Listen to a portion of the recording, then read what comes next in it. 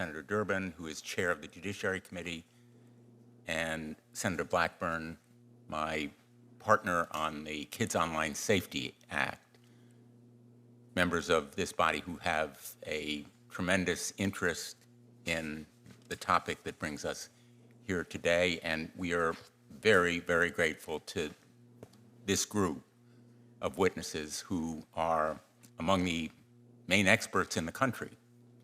And not only that, but experts of conscience and conviction about the promise and the dangers of artificial intelligence. We welcome you and we thank you for being here. We've had hearings before in this subcommittee. Seems like years ago, and in fact, a short time on artificial intelligence may seem like years in terms of the progress that can be made. We've heard from industry leaders responsible for innovation and progress in AI, and they shared their excitement for the future, but they also warned about serious risks. Sam Altman, for example, who sat where you are now, shared his worst fear that AI could, quote, cause significant harm to the world, end quote. But as he sat with me in my office and described a less advanced version of his technology, he assured me that there were going to be safeguards, red teams, all kinds of guardrails that would prevent those dangers. We're here today to hear from you because every one of the witnesses that we have today are experts who were involved in developing AI on behalf of Meta, Google, OpenAI, and you saw firsthand how those companies dealt with safety issues and where those companies did well and where they fell short, and you can speak to the need for enforceable rules to hold these powerful companies accountable. And in fact, Senator Hawley and I have a draft framework that would impose those kinds of safeguards and guardrails and impose a measure of accountability. And we are open to hear from you about ways it can be strengthened, if necessary, or improved. But my fear is that we're already beginning to see the horse out of the barn. Mr. Evans and Mr. Harrison, your testimony, I think, assured us that the horse was not out of the barn. But my fear is that we'll make the same mistake we did with social media, which is too little, too late. And that's why the work that Senator Blackburn and I are doing on kids' online safety is so important to accomplish with urgency. Despite those self-professed fears of Sam Altman and others, big tech companies and leading AI companies are rushing to put sophisticated AI products into the market. The pressure is enormous. Billions and billions of dollars, careers of smart, motivated people are on the line. And what seemed to be a kind of slow walk on AI has turned into literally a gold rush. We're in the Wild West, and there's a gold rush. The incentives for a race to the bottom are overwhelming. And companies, even as we speak, are cutting corners and pulling back on efforts to make sure that AI systems do not cause the kinds of harm that even Sam Altman thought were possible. We're already seeing the consequences. Generative AI tools are being used by Russia, China, and Iran to interfere in our democracy. Those tools are being used to mislead voters about elections and spread falsehoods about candidates. So-called face swapping and nudify apps are being used to create sexually explicit images of everyone from Taylor Swift to middle schoolers in our educational institutions around the country. One survey found that AI tools are already being used by preteens to create fake sexually explicit images of their classmates. That's preteens. You know, I don't have to expand on this point because everyone in this room, probably by this point, everybody in America who is watching or seeing anything on the news has become familiar with these abuses. And voice cloning software is being used in imposter schemes targeting senior citizens, impersonating family members, defrauding those seniors of their savings. This fraud and abuse is already undermining our democracy, exploiting consumers and disrupting classrooms, but it's preventable. It's also a preview into the world that we will see expanding and deepening without real enforceable rules. And now, artificial general intelligence, or AGI, which I know our witnesses are going to address today, provides even more frightening prospects for harm. The idea that AGI might, in 10 or 20 years, be smarter, or at least as smart as human beings, is no longer that far out in the future. It's very far from science fiction. It's here and now. 1 to 3 years has been the latest prediction, in fact, before this committee. And we know that artificial intelligence that's as smart as human beings is also capable of deceiving us, manipulating us, and concealing facts from us, and having a mind of its own when it comes to warfare, whether it's a cyber war or nuclear war or simply war on the ground in the battlefield.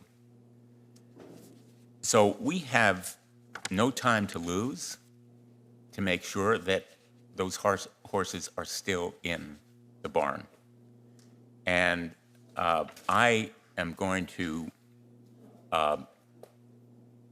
abbreviate the remarks that I was going to make because we've been joined by a number of our colleagues, and I want to get to the testimony and give Senator Hawley a chance to comment. But let me just say, for the benefit of others in this room, I know our witnesses are familiar with our legislation, that the principles of this framework include licensing, establishing a licensing regime, and transparency requirements for companies that are engaged in high-risk AI development. It is about oversight, creating an independent oversight body that has expertise with AI and works with other agencies to administer and enforce the law, watermarking, rules around watermarking and disclosure when AI is being used, enforcement, ensuring that AI companies can be held liable when their products breach privacy, violate civil rights, or cause other harm. And I will just emphasize the last of these points, enforcement. For me, as a former law enforcer, I served as Attorney General of my state and a federal prosecutor, U.S. Attorney, for most of my career, is absolutely key. And I think to Senator Hawley as well, as a former Attorney General, and to many others like Senator Klobuchar, who also was an enforcer. I'm very hopeful that we can move forward with Senator Klobuchar's bill on election security. She's done a lot of work on it, and it's an excellent piece of legislation, and I salute her for her leadership, as well as Senator Durbin's and Senator Coons' bill on deepfakes. We have a number of proposals like them that are ready to become law. And I hope that a hearing like this one will generate the sense of urgency that I feel for my colleagues as well. You can see from the membership today that it's bipartisan, not just Senator Hawley and myself, but literally bipartisan, I think, across the board. Just as the vote on the Kids Online Safety Act was 91-3 in the United States Senate to approve it, I think we can generate the same kind of overwhelming bipartisan support for these proposals. And finally, what we should learn from social media, that experience is, don't trust big tech. And I think most of you very explicitly agreed we can't rely on them to do the job. For years, they said about social media, trust us. We've learned we can't, and still protect our children and others. And as one of you said, they come before us. They say all the time, we're in favor of regulation, just not that regulation. Or they have other tricks that they are able to move forward with the armies of lobbyists and lawyers that they can muster. So we ask for their cooperation. I challenge big tech to come forward and be constructive here. They've indicated they want to be, but some kind of regulation to control and safeguard the people of the world, it's not just America, have to be adopted, and I hope that this hearing will be another step in that process, and I turn to the ranking member. Thank you very much, Mr. Chairman. Thanks for your leadership on this over this entire Congress. It's been a real pleasure to work with you. Thanks to our witnesses for being here. I don't really have much to add to Senator Blumenthal's outstanding opening statement, other than just to observe that we have had many executives sit where our witnesses today are sitting, many avid proponents of this AI revolution that we're in the midst of. And we've heard a lot of promises to this subcommittee from those executives, who I might just point out always seem to have a very significant financial interest in what they're saying, be that as it may. But they have given us all kinds of rosy predictions. AI is going to be wonderful for this country. It's going to be fantastic for the workers of this country. It's going to be amazing for normal workaday Americans. Well, I think today's hearing is particularly interesting and particularly important because today we start to test those promises. We have in front of us folks who've been inside those companies, who have worked on these technologies, who have seen them firsthand. And I might just observe, don't have quite the vested interest in painting that rosy picture and cheerleading in the same way that some of these other executives have.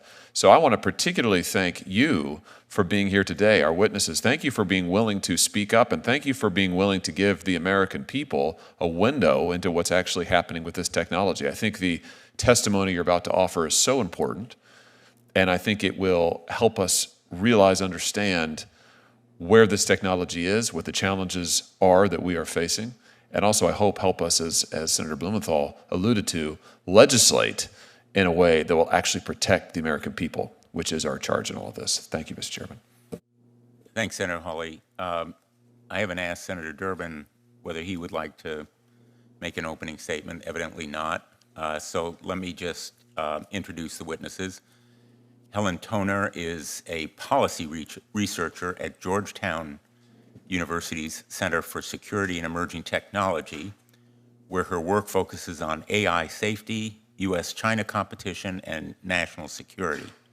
She previously worked as a senior research analyst at Open Philanthropy, where she advised policymakers and grant makers on AI policy and strategy. Alongside her work at CSET, she served on OpenAI's nonprofit board of directors from 2021 to 2023. David Evan Harris is a chancellor's public scholar at the University of California, Berkeley, and faculty member at the Haas School of Business, where he teaches courses on artificial intelligence, ethics, social movements, and social media and civic technology. In addition to teaching, he conducts research on AI and governance and serves as an advisor to the California Initiative for Technology and Democracy and a number of other organizations focused on technology and policy. Mr. Harris has advised the White House, U.S. Congress, European Union, United Nations, NATO, and the California legislature about technology policy. His writings and commentary have been featured by publications too numerous to mention here.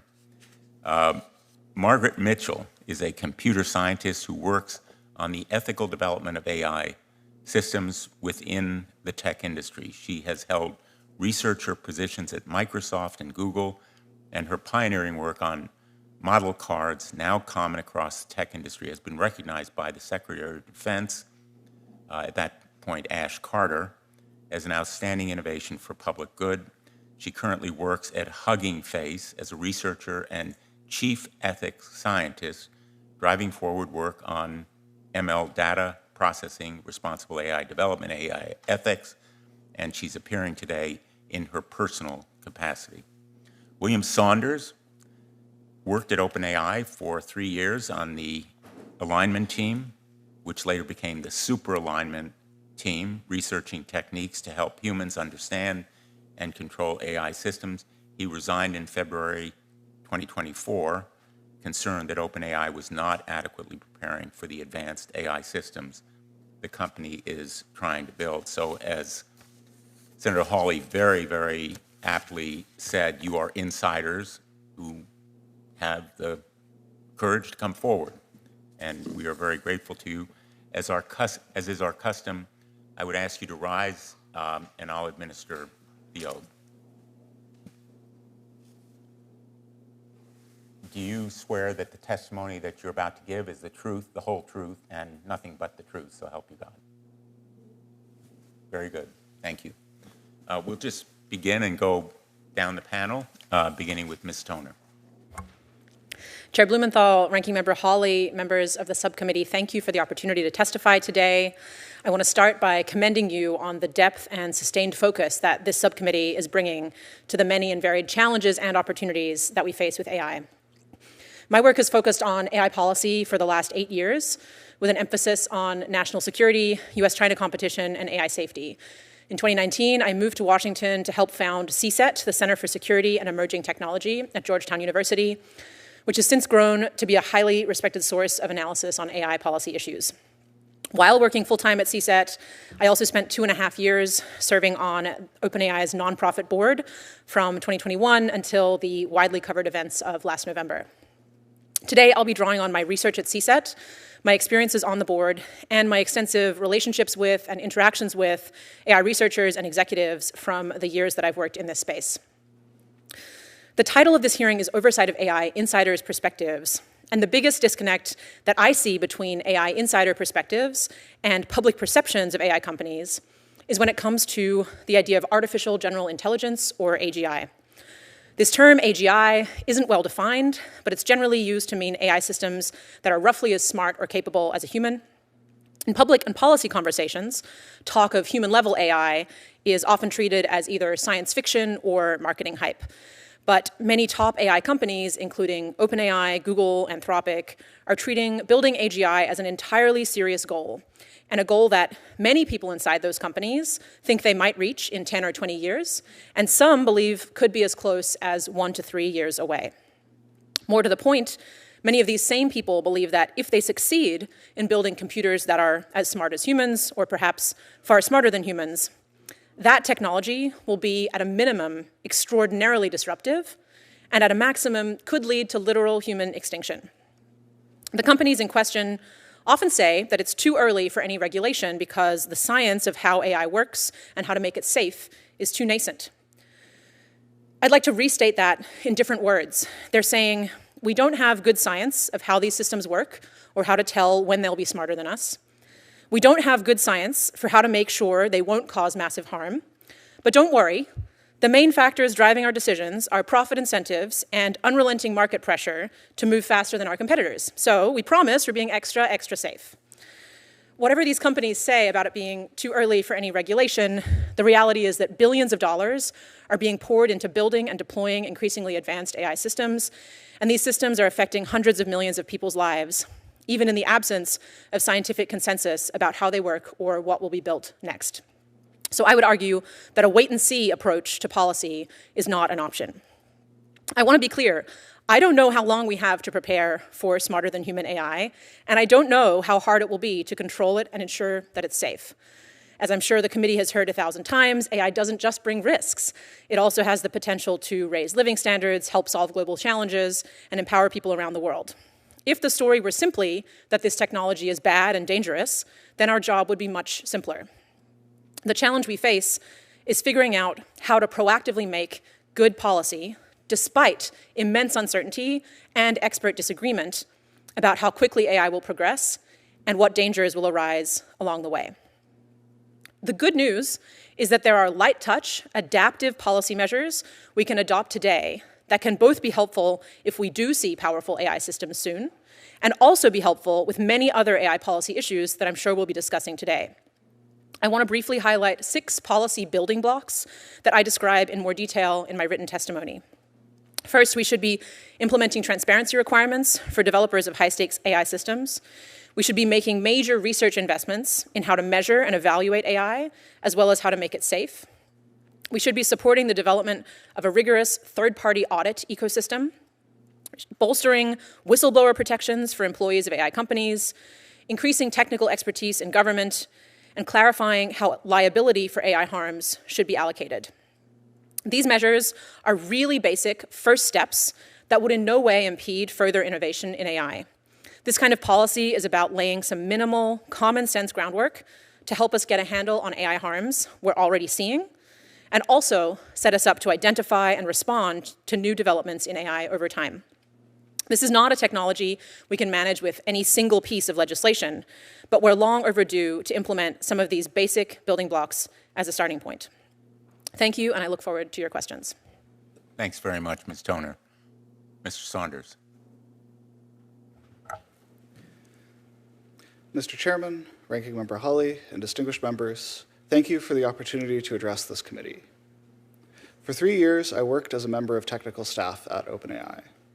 Companies like OpenAI are working towards building artificial general intelligence, AGI. They are raising billions of dollars towards this goal. OpenAI's charter defines AGI as highly autonomous systems that outperform humans at most economically valuable work.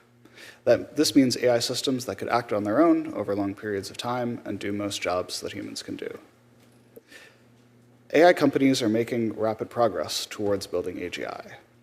A few days before this hearing, OpenAI announced a new system, GPT-01, that passed significant milestones, including one that was personally significant for me. When I was in high school, I spent years training for a prestigious international computer science competition. OpenAI's new system leaps from failing to qualify to winning a gold medal, doing better than me in an area relevant to my own job. There are still significant gaps to close, but I believe it is plausible that an AGI system could be built in as little as 3 years. AGI would cause significant changes to society, including radical changes to the economy and employment. AGI could also cause catastrophic harm via systems autonomously conducting cyber attacks or assisting in the creation of novel biological weapons. OpenAI's new AI system is the first system to show steps towards biological weapons risk, as it is capable of helping experts in planning to reproduce a known biological threat. Without rigorous testing, developers might miss this kind of dangerous capability. While OpenAI has pioneered aspects of this testing, they've also repeatedly prioritized speed of deployment over rigor. I believe there is a real risk they will miss important, dangerous capabilities in future AI systems. AGI will also be a valuable target for theft, including by foreign adversaries of the United States. While OpenAI publicly claims to take security seriously, their internal security was not prioritized. When I was at OpenAI, there were long periods of time where there were vulnerabilities that would have allowed me or hundreds of other employees at the company to bypass access controls and steal the company's most advanced AI systems, including GPT-4. No one knows how to ensure that AGI systems will be safe and controlled. Current AI systems are trained by human supervisors, giving them a reward when they appear to be doing the right thing. We will need new approaches when handling systems that can find novel ways to manipulate their supervisors or hide misbehavior until deployed. The superalignment team at OpenAI was tasked with developing these approaches, but ultimately we had to figure out as we went along, a terrifying prospect when catastrophic harm is possible. Today, that team no longer exists. Its leaders and many key researchers resigned after struggling to get the resources they needed to be successful. OpenAI will say that they are improving. I and other employees who resigned doubt they will be ready in time. This is true not just with OpenAI. The incentives to prioritize rapid deployment apply to the entire industry. This is why a policy response is needed.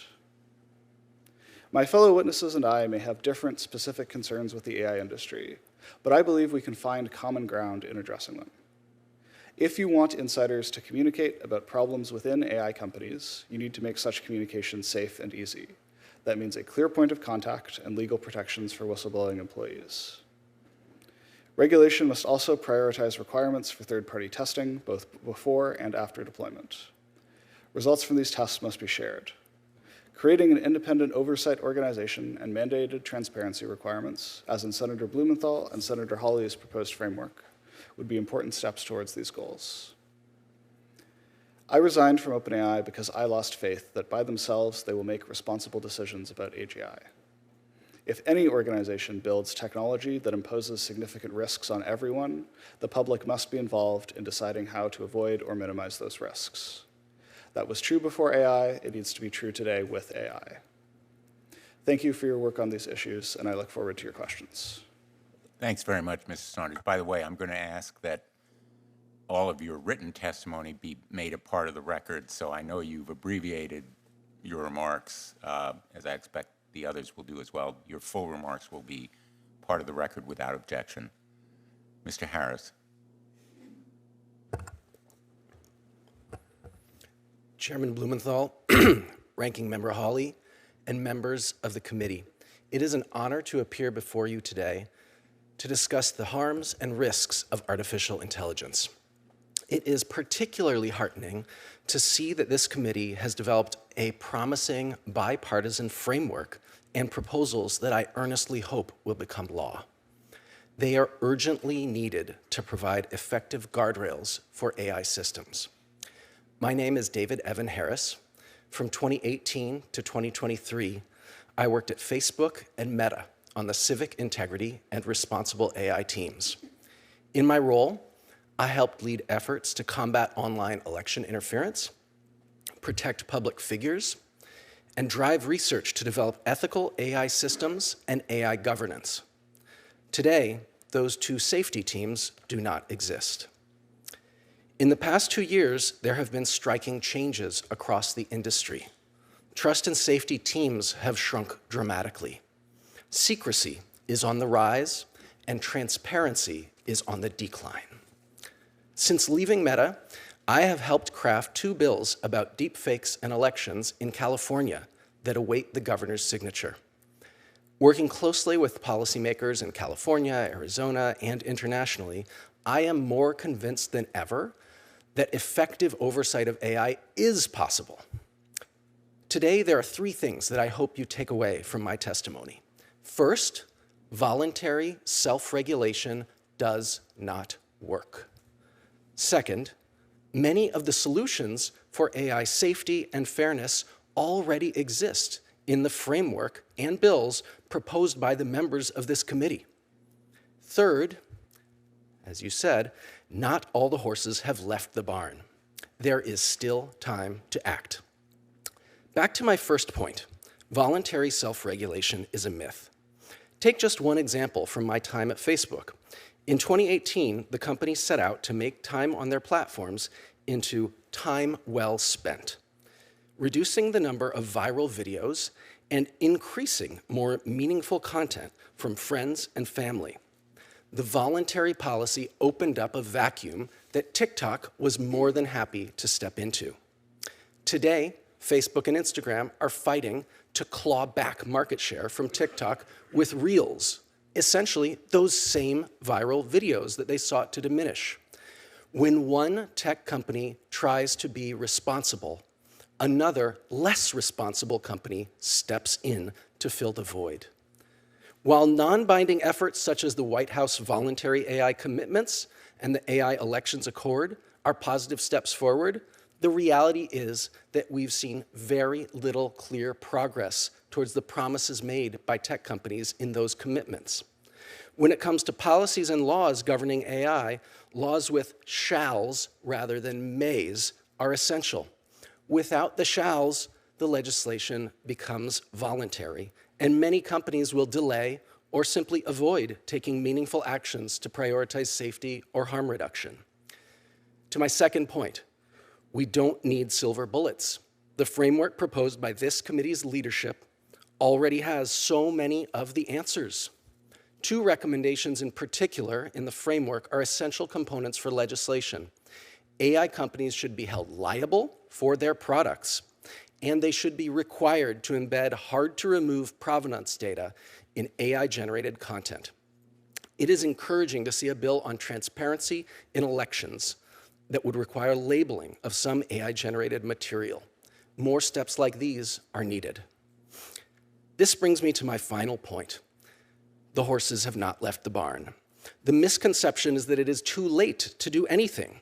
It can be dizzying to watch the fast-paced releases of AI voice and image deepfakes, but the growing role of biased AI systems making decisions about our lives. But there are still so many more uses of AI technology that have not yet seen the light of day.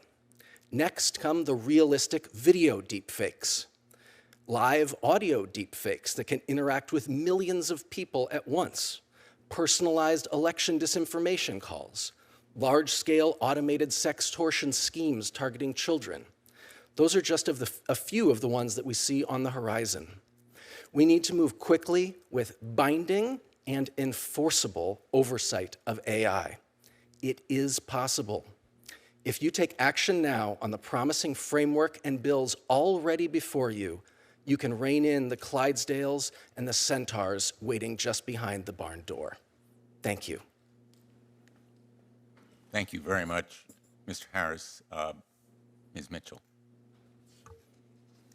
Chairman Blumenthal, Ranking Member Hawley, and members of the subcommittee, thank you for the opportunity to testify here today. My name is Margaret Mitchell, and I'm here in my capacity as a computer scientist and researcher who has worked in the tech industry for over 10 years. My PhD is in natural language generation, once a niche area, but currently a topic of intense interest all over the world. As a student eating ramen at a state school in Washington, I couldn't imagine that my work would have the relevance that brings me here today. I've had the privilege of being a researcher at Microsoft and Google, and I'm currently Chief Ethics Scientist at AI startup Hugging Face. I'm grateful that I've had the opportunity to work with some of the world's brightest minds in pursuit of creating beneficial technology that can aid and assist people in their work and everyday lives. I began working on ethical AI around 2015 as neural networks began to show clear signs of working well for the tasks I cared about. While they could be used to provide beneficial technology, such as visual descriptions for people who are blind, they were entangled with a host of troubling issues. For example, the amount of data they required brought with it concerning questions for me about how the data was being collected and how data biases were being accounted for. These issues were difficult to address within the tech industry. It was too easy to overlook the connection between what we developed and the foreseeable harms to people once deployed. Too easy to gather more and more data while ignoring issues of consent, credit, and compensation. We were on a path of creating systems that we didn't fully understand, enabled by data sets that we hadn't critically analyzed, and motivated by evaluations that didn't critically engage with easily foreseeable contexts of use. When I joined Google in 2016, I was highly motivated to try and change this. One of the basic ideas I had was the role of foresight, of thinking through all the different ways a technology might evolve and using this to develop technology that's as beneficial as possible while mitigating foreseeable risks before they occur. But this type of thinking is difficult to incorporate into standard development practices where internal incentives push developers to launch new products quickly without productive collaboration across different ideas, viewpoints, and critiques. As I discussed these issues with my friends across the industry, it seemed this problem was common, present throughout large tech companies. Because of this, I realized that ethical AI practices could be more successful if I could turn those practices into launches. And so with my colleagues, we introduced model cards, launchable artifacts that incentivize thinking about technology's impacts, including documenting the intended use of a model and evaluating its performance across subpopulations that could foreseeably be subject to unfair treatment from an AI system. Part of my work on documentation and the role of critical thinking and foresight in development made it clear to me that there should be some amount of due diligence before a system is developed, such as research to inform predictions on what the system will be like by reviewing past literature and work from related fields.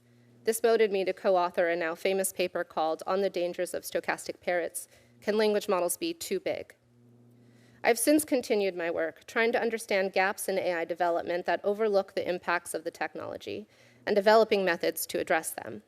I've taken on new challenges in understanding when systems might be more open or more closed, and now work at AI startup Hugging Face, a company focused on open science, where I operate in a culture of transparency and collaboration across different viewpoints, and for the first time, can go deeply into how the AI world I'm most familiar with connects to AI policy. My journey has made clear some of the ways that the government might be able to help shape AI development within the tech sector so that it may be positive for the public. Briefly, this involves filling key gaps in AI development practices and research, including 1, research on the relationships between model inputs and model outputs. 2, rigorous analysis of data, models, and systems. 3, implementing due diligence and foresight, including before development. And 4, operationalizing transparency in the AI lifecycle, including after deployment. Potential solutions primarily take 2 forms: federal research funding and requiring documentation and disclosure. And I echo my colleagues here in advocating for increased support for whistleblowing. I greatly appreciate the work that so many members of Congress, congressional staff, federal agencies, and my research and private sector colleagues are doing to advance the science and practice of ethical AI. I look forward to discussing these important topics with you today and welcome your questions. Thank you very much, Ms. Mitchell. Again, I want to thank all of you for your very insightful and important testimony. We're going to have 5-minute rounds of questions, and I'll begin. Mr. Saunders, Mr. Harris, you said in your testimony, quote, trust and safety teams have shrunk dramatically, secrecy and lack of transparency have increased. Is that true across the board of all companies? Thank you so much, Senator Blumenthal, for the opportunity to answer that question. I have appended in the appendices to my written testimony a report by an organization called the Free Press that is entitled The Big Tech Backslide. I would encourage you and your colleagues to visit this report. It's the most comprehensive study that I have seen so far about the backslide. The backslide consists in part of just removing the people from those teams. It has been reported that Elon Musk let go of 81% of the staff of Twitter after purchasing it. We saw large layoffs across the board in the entire sector, but part of the backslide is also the retreat from policies, specific policies that the companies have designed to keep our elections safe. So I do believe that I personally have observed one company that has actually made strides forward and hired many people during this same period of the past 2 years, and you're not going to like the one that it is, but it's TikTok. Honestly, TikTok has been hiring a lot of the people who were let go from many of those other companies.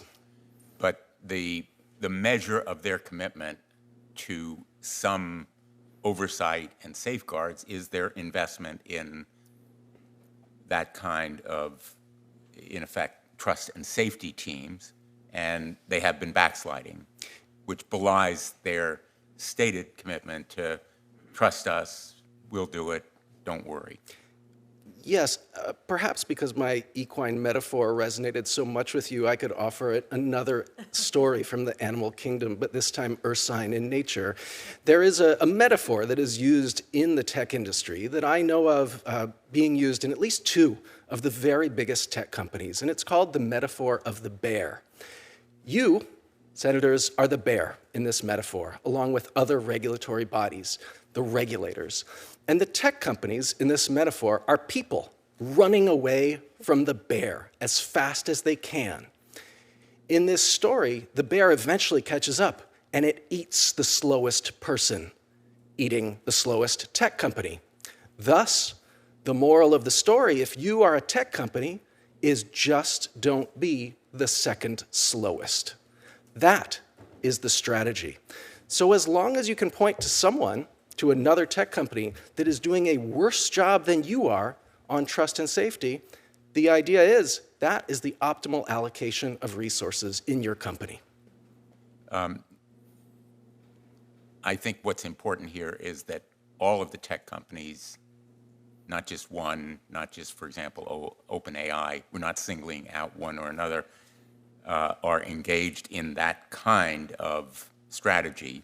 Let me ask Ms. Toner, you wrote in your testimony that your, quote, experience on the board of OpenAI taught me how fragile internal guardrails are when money is on the line and why it's imperative that policymakers step in. I know there are limits on what you can discuss publicly. I'm very respectful of them. But maybe you can tell us what you had in mind when you wrote that sentence.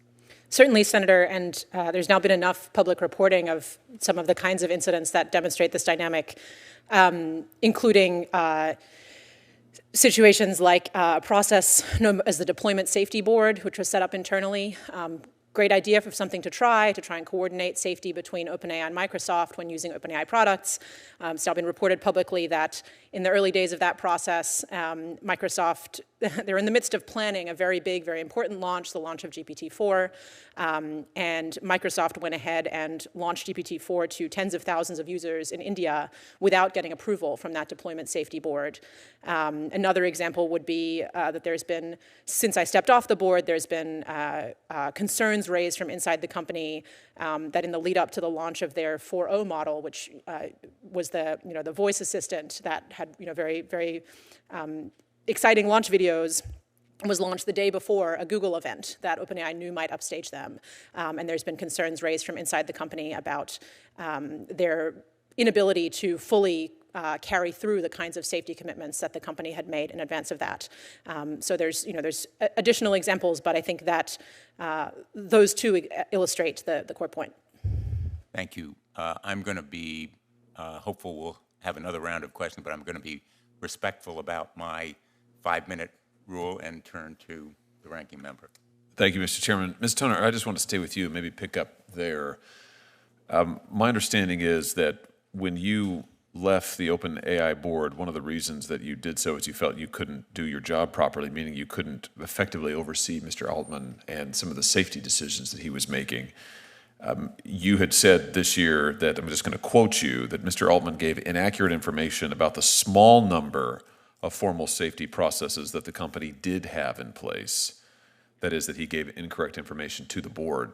To the extent you're able, can you just elaborate on this? I'm interested in what's actually being done for safety inside this company, in no small part because of what he told us when he sat where you're sitting.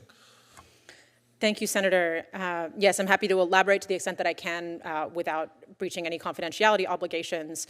I believe that, when the company has safety processes, they announce them loudly and proudly. So I believe that you and your staff would be aware of the processes they have in place. At the time, one that I was thinking of, which was one of the first formal processes that I'm aware of, was this Deployment Safety Board that I just discussed, and this breach by Microsoft that took place in the early days there. Since then, they have introduced a preparedness framework, which I think is, I want to commend many of these companies for taking some good steps. I think the idea behind the preparedness framework is good. I think to the extent they execute on it, that's great. But there have been concerns raised about, how well they're able to comply with it. It's been publicly reported that the, really respected expert they brought in to run that team has since been reassigned from that role. Which I worry what that means for the influence that team is able to exert on the rest of the company. And I think that is illustrative as well of a larger dynamic that I'm sure all of the witnesses here today have observed, which is there are really great people inside all of these companies trying to do really great things. And the challenge is that if everything is up to the companies themselves and to the leadership teams who are needing to make trade-offs around getting products out, making profits, attracting new investors, those teams may not get the resourcing, the time, the influence, the ability to actually shape what happens that they need. So I think many of the dynamics that I witnessed echo very much what I'm hearing from my fellow witnesses. That's very helpful. Let me just ask you this. Let me just put a finer point on it, because Mr. Altman, as I said, testified to us on this connection this past year. Here's part of what he said. We make, meaning OpenAI, significant efforts to ensure that safety is built into our systems at all levels. And then he went on to say, and I'm still quoting him, before releasing any new system, OpenAI conducts extensive testing, engages external experts for detailed reviews and independent audits, improves the model's behavior, and implements robust safety and monitoring systems. In your experience, is that accurate? I believe it is possible to characterize the company's activities accurately that way, yes. The question is how much is enough, who is making those decisions, and what incentives are driving those decisions. So in practice, if you make a commitment, you have to write that commitment down in some words, and then when you go to implement it, there's going to be a lot of detailed decisions you have to make about what information is shared with whom, at what time, who is brought into the right room to make a certain decision. Is your safety team, whatever kind of safety team it might be, are they brought in from the very beginning to help with conception of the product, really think from the start about what implications this might have, or are they handed something a couple of weeks before a launch deadline and told, okay, make this as good as you can do? Here, I'm not trying to refer to any specific incidents at OpenAI. I'm really referring to, again, examples that I've heard reported publicly, heard from across the industry, that there are good efforts, and I worry that we should not, that if we rely on the companies to make all of those trade-offs, all of those detailed decisions about how those commitments are implemented, that they're just unable to fully account for the interests of a broad public. And I think, you hear this as well from people, I've heard this from people in multiple companies, sentiment along the lines of, please help us slow down. Please give us guardrails that we can point to that are external, that help us not only be subject to these market pressures. Just in general, is your impression now, was OpenAI doing enough in terms of its safety procedures and protocols to adequately vet its own products and to protect the public? I think it depends entirely on how rapidly their research progresses.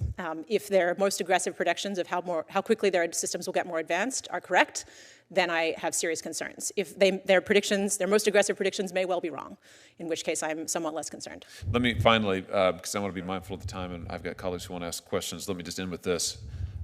You in your written testimony, you make, I think, a very important and helpful point about AI development in China and why the competition with China, though real, should not be taken as an excuse for us to do nothing.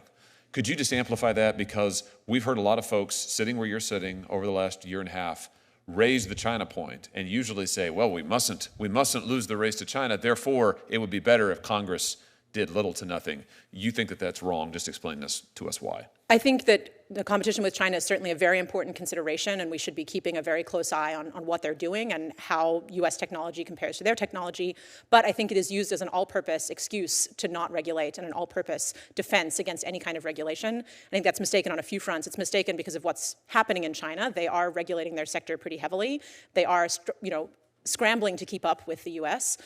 They are facing some serious macro headwinds in terms of economic problems, access to semiconductors after U.S. export controls. So China, has its own set of issues. We shouldn't treat them as, just absolutely raring to go and about to pass us at any moment. And I think it also totally belies the fact that regulation and innovation do not have to be in tension. This is a technology, AI, that consumers don't trust. There's been recent consumer sentiment surveys showing that if they see AI in a product description, they're less likely to use the product. So if you can implement regulation that is light touch, that increases consumer trust, that helps the government be positioned to understand what is going on with the technology, you can regulate in really sensible ways without even impacting innovation at all. So then it's irrelevant, if it's going to affect the race with China. Thanks very much, Senator Hawley. Senator Durbin. Thank you. I'm going to ask some basic questions. Liberal arts lawyer, forgive me, maybe that will lead to inspiration, I'm not sure. I'm trying to understand the mechanism of regulation in the AI venture. We look back in history to the Manhattan Project, and it was inspired by the government, funded by the government, staffed by the government, built by the government, succeeded. And I think it generally succeeded.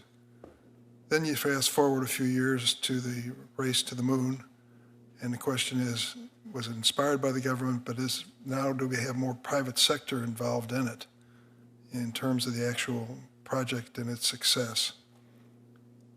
Then you go to the world of quantum, and let me tell you at this point, that's as far as I can go in my expertise, other than the fact that I met a man who works for DARPA who explained to me that his job is to prove that the quantum effort of a certain company, private company, doesn't work.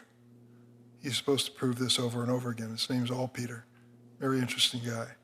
But it appears that is all private sector, and we as regulators are on the outside getting ready to prove it doesn't work, hoping that someday we won't be able to prove that. So the question is now, where is AI?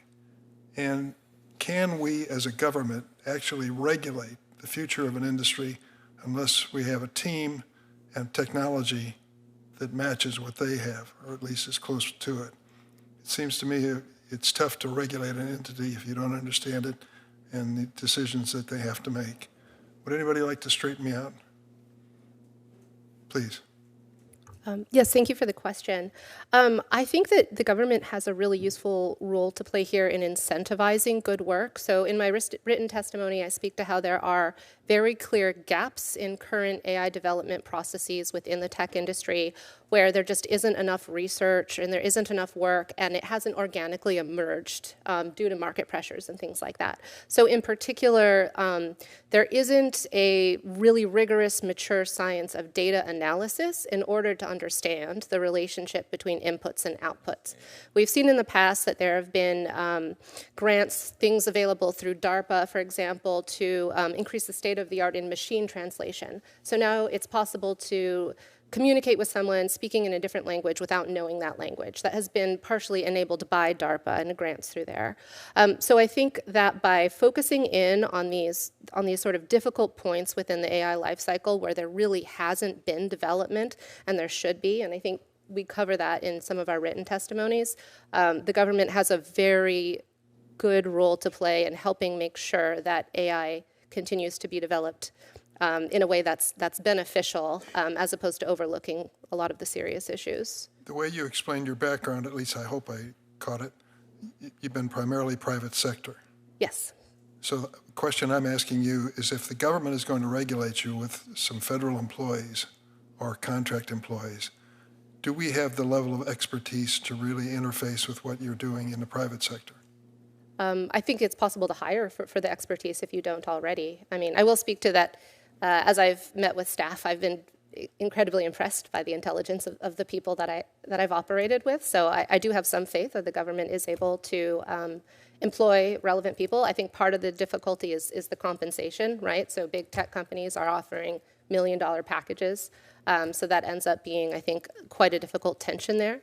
But this is a situation where you might have, individuals in government under NDA, working within the company or auditing the company in some way, respecting trade secrets, IP, those kinds of things, but still being able to sort of, lift the hood and see what's happening underneath and provide feedback on it. Anyone else want to comment on the government effort? Mr. Harris?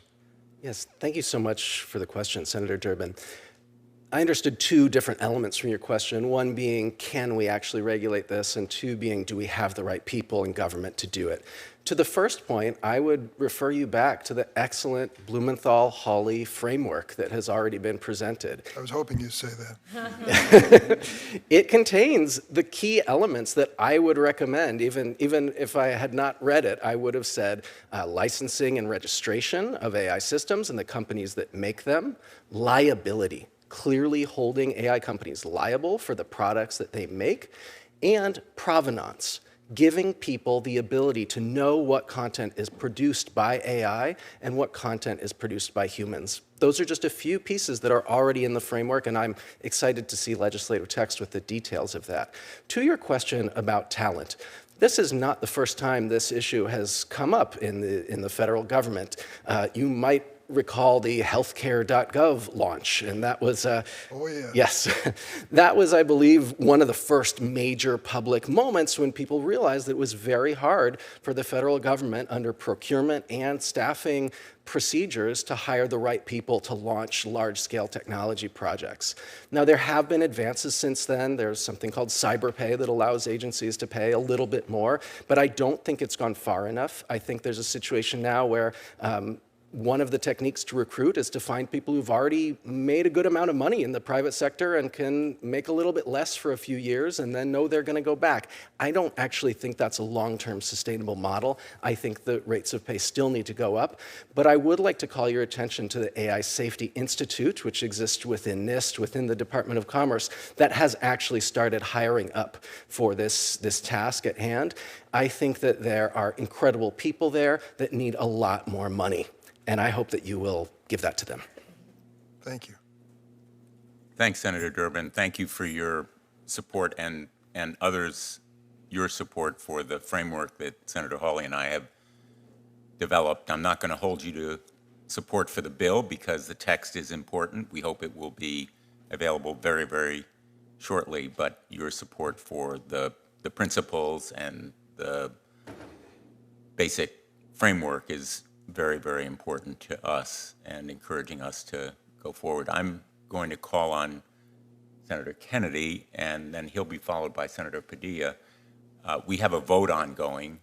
I'm going to run to vote so that I will be back, and then leave Senator Hawley to chair, and we'll be tag teaming, but we'll go forward with the questioning while I'm gone. Senator Kennedy. Thank you, Mr. Chairman. Mr. Harris, you mentioned as one of the tenets of regulation provenance. By that, do you mean notice, that when consumers deal with a robot, they should be told that it's a robot? Thank you so much for your question, You Senator. don't need to thank me. You can just answer it. There are multiple elements of provenance technologies. One is disclosure. And yes, that is saying that if a company uses AI and has AI interacting with you, that it should disclose that you are interacting with an AI system or a bot. But another element So of... that number one is notice. If I'm interfacing with a robot Yeah. or with artificial intelligence, the owner of that artificial intelligence should tell me as a consumer, I'm a robot. Yes, absolutely. Okay, that's number one. Tell me what number two is. So number two is sometimes referred to as watermarking. I know that this committee heard in April testimony about this topic of watermarking. And watermarking can happen in one of two ways. It can be either a visible or direct disclosure that content, for example, an AI-generated image, an AI-generated audio file, video, or even text, can be a direct disclosure that it's AI-generated. You've seen watermarks that have... I get it. So that's another form of notice. Yeah, you could call it that. But that's direct watermarking. Then there's also another technique, which is a more indirect disclosure, which is hiding an invisible signal within the text of a piece of text that's generated by AI, within an image, which is a hidden pattern of pixels. What good does that do in terms of a consumer? Well, the good thing about that is that it can be much more difficult to remove than simply a notice that says this was produced by AI at the top or bottom of a picture that you could just crop out and remove very easily. So watermarks have value in that sense. There's also another technology that was also discussed in April here, which is called digital fingerprinting.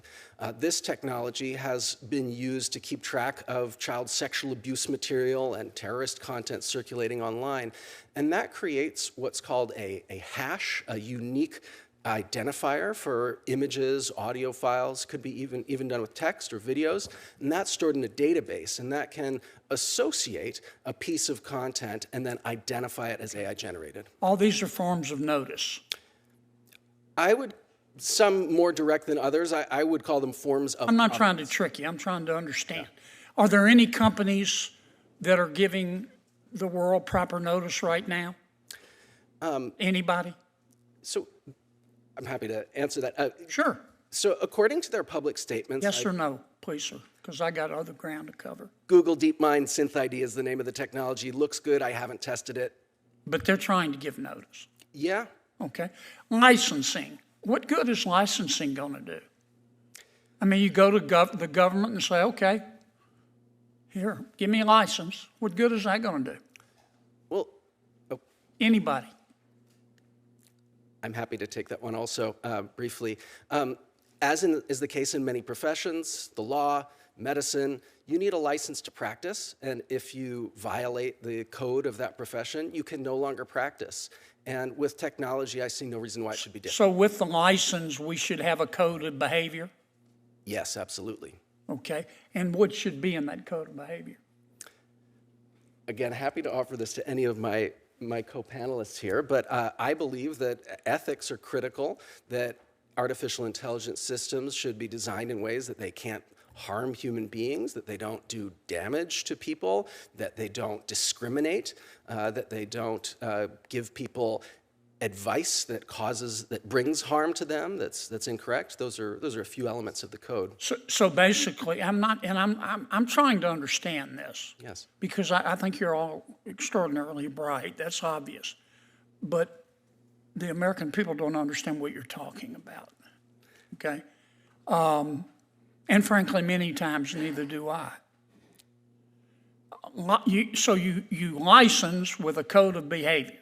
That would require government to set up some sort of agency to enforce that code of behavior. Is that correct? This is an area where there are actually multiple interesting proposals. There's a law professor at Fordham Law School named Chinmayi Sharma who has been writing about creating a malpractice regime for engineers who develop AI. Well, that's what I'm getting to next. Liability. It is possible for the private sector to enforce through liability. Why are our tort laws right now, our contract laws right now, not adequate? Again, go ahead. I can jump in on that. Yes. At present, it's very unclear how AI should be thought of and how different actors in what gets called the value chain should take responsibility for unintended outcomes. The best comparison that people turn to is issues with software, issues with cybersecurity, which I think many tort experts, which I am not one, consider to be an area of liability that has not been especially successful in allocating responsibility for harms. And so, that's not an especially promising precedent necessarily, and also AI is very different from the kinds of software we're used to dealing with, and the problems and harms that AI can cause are different from cybersecurity issues. So I think liability is a way, if there can be clear allocation of liability, that's a way of sort of flexibly setting incentives that depend on the specifics of any given case that could potentially be quite helpful if it were possible to provide more clarity. Thank you. Senator Klobuchar. Thank you very much, Senator Hawley. I think I'll start, given that Senator Kennedy was just asking questions. He and I have a bill on journalism compensation. I'd ask this of you, Dr. Mitchell. We want to make sure that this is fair for people that are producing content and that they're getting paid. And one concern is that AI developers may train their models on content from journalists and other content creators only to regurgitate that content without attribution or compensation. And that's why last week I sent a letter on this, and in your testimony you say that AI firms should conduct due diligence on the foreseeable outcomes of a technology before it is deployed. Obviously, Senator Kennedy and I and others believe that we should have some kind of agreement on what compensation is here. But could you talk about harms that new AI features pose in markets like journalism, which is key to the First Amendment, that we have functioning journalism? Go ahead. Right, yeah, thank you, and that's such an important point. So there's a couple things here. One is that machine learning models that are trained on previous news articles are only able to speak to the past, right? So, one of the critical needs in journalism is to continually be up to date about what's actually happening, and we lose that when we start to just rely on sort of past statements and regurgitate it in a way that may be relevant for a current situation. So that's one sort of key issue. Another issue is that generative AI technology seems to be somewhat replacing journalists' jobs. At least I personally know lots of journalists who are now out of the job, and they have managers who are pushing use of this technology more and more. That's problematic because the biases of the system that's generating the content is going to then proliferate throughout the different articles that are being written, when ideally we could have lots of diverse perspectives reporting on different material. And then it also sort of waters down or makes a little bit more bland the information that's put out there and available. And there's also this additional problem of automation bias, where even if you're working with generated content, you might be more likely to accept it because it's been generated by an automated system, where it might not be saying something that you otherwise would be saying. So there are a lot of issues here where I think journalists in particular should be protected relevant to language generation, and minimally have compensation when their work is included in the data. Okay, thank you. We obviously have a number of bills people are working on in this committee, including Coons and Tillerson, Blackburn, and I on people's right to their own images and the like. But I thought I'd focus just on one thing today, and I have a number of bills with Senator Thune and others to make sure we have regulations at work and guardrails in place, just because I see the potential upside of this as well. And I think the only way we're going to get there is if we don't have a bunch of people ripped off in scams and if we don't have a harm done to our democracy. So 2 ways that we look at this. One is we have 2 bills that are major. One is with Senator Hawley and myself on banning the deep fakes, where it is actually someone pretending to be the candidate when they're not. We've seen this happen on both sides of the aisle. And we've seen other states, including Texas, actually take action on this. We have, I think, 18, 19 states have done this, including red states, blue states, purple states, where they have at least required labeling of ads. And we understand in our bill, Senator Hawley and myself, that you're not going to be able to cover satire and that kind of thing because of the Constitution, but the labeling requirements that Senator Murkowski and I have would get at not small ball stuff like hair color, but would get at least so that people know if it is the candidate or not themselves. Because even with satire, I know people are confused because they've showed me stuff and said, is this really them? Is that really Trump? Is that really Harris? Is that really, I mean, it's an unbelievable thing to do to voters when you're trying to get them to make a decision. So I just look at this as 2-pronged, and I guess I'd go with you, Mr. Harris, because you talked about this earlier. Do you agree there's a serious risk posed by the use of AI in our elections? And can you tell us how AI has the potential to turbocharge your election-related disinformation? Thank you so much, Senator Klobuchar, for the question and for your commendable efforts on legislation producing all of the bills that you mentioned. We have gotten those 2 bills through the Rules Committee, but Senator McConnell is having an issue with them, and I'm just really concerned that we are not going to be able to advance them on the floor before it's too late. But continue on. Yes, absolutely. So this is a topic that I have written about extensively, in part in my work with the Brennan Center for Justice at the New York University School of Law. I produced a guide for how election officials can prepare for AI threats along with co-authors. And I think that it's very, very important that we be prepared for a variety of threats. Those threats could include deepfakes of election officials, of candidates like yourselves, and also deepfakes that present election apparatus in them that indicate that there was tampering with physical objects associated with the election.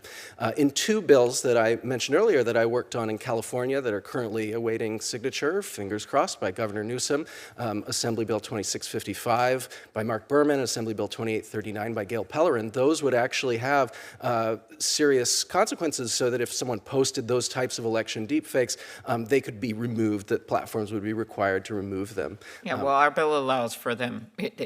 Many of them are actually supporting this bill because it makes it clear the platforms are that they would have to take it down, but it also puts liability on the people that put those up. Yeah. Potential liability, which is a way we handle so many areas. Liability for whatever malfeasant group decided to fake that it's the candidate. And anyway, I hope that's their direction. I haven't seen those bills. I just know what they've done in other states, including, as I said, Texas, Mississippi, and many others. So I'm just sad and very concerned that our federal government isn't doing anything and moving these bills because we don't have anything really that protects federal elections, which is kind of a big deal. We'll try to use existing laws, but the state laws would remain in our bills, but it would just simply give us the protection in federal elections. So I guess that Mitch McConnell has decided we're going to just roll the dice and see if it all is fine. But I'm already having people come up to me and say, is this really the person? I don't think this is a person. And we could stop this right now by putting these bills in place. Senator Padilla. Thank you. Thank you to all of you for your testimony today. As you're, I'm sure, aware, the U.S. AI Safety Institute recently announced a deal with OpenAI and Anthropic, who agreed to share their models with researchers before and after deployment for research, for testing, and for evaluation. My first question is for Ms. Toner and for Dr. Mitchell. What do you think about this agreement? Thank you, Senator Padilla. I haven't seen the details of the agreement. I think in principle it sounds excellent. I think it's a great step forward. I'm excited by the work that the AI Safety Institute is setting out to do, and I echo Mr. Harris's call for them to be as well-resourced as they possibly can be. I think the success of an arrangement like this will depend on a lot of details about timing and access and what kind of assets are allowed to be accessed in what kinds of ways. So I'm optimistic about it and very pleased to see the agreement, but we'll have to see where it goes from here. Dr. Mitchell. Thank you. Yeah, I echo Ms. Toner. I think that one of the reasons why this is really critical is that it can help keep companies sort of accountable for the statements they make and the kind of things that they might be misleading the public about with respect to how well the technology works. When you can have kind of independent examinations or reproducibility of the evaluation results or more rigorous evaluation, this kind of thing, I think we're in a better situation for developing AI in a way that's very well informed. My one concern, and again, this is not knowing a lot about this particular agreement, would be if research was abused. So, for example, saying you're a researcher and then using the technology in a malicious way.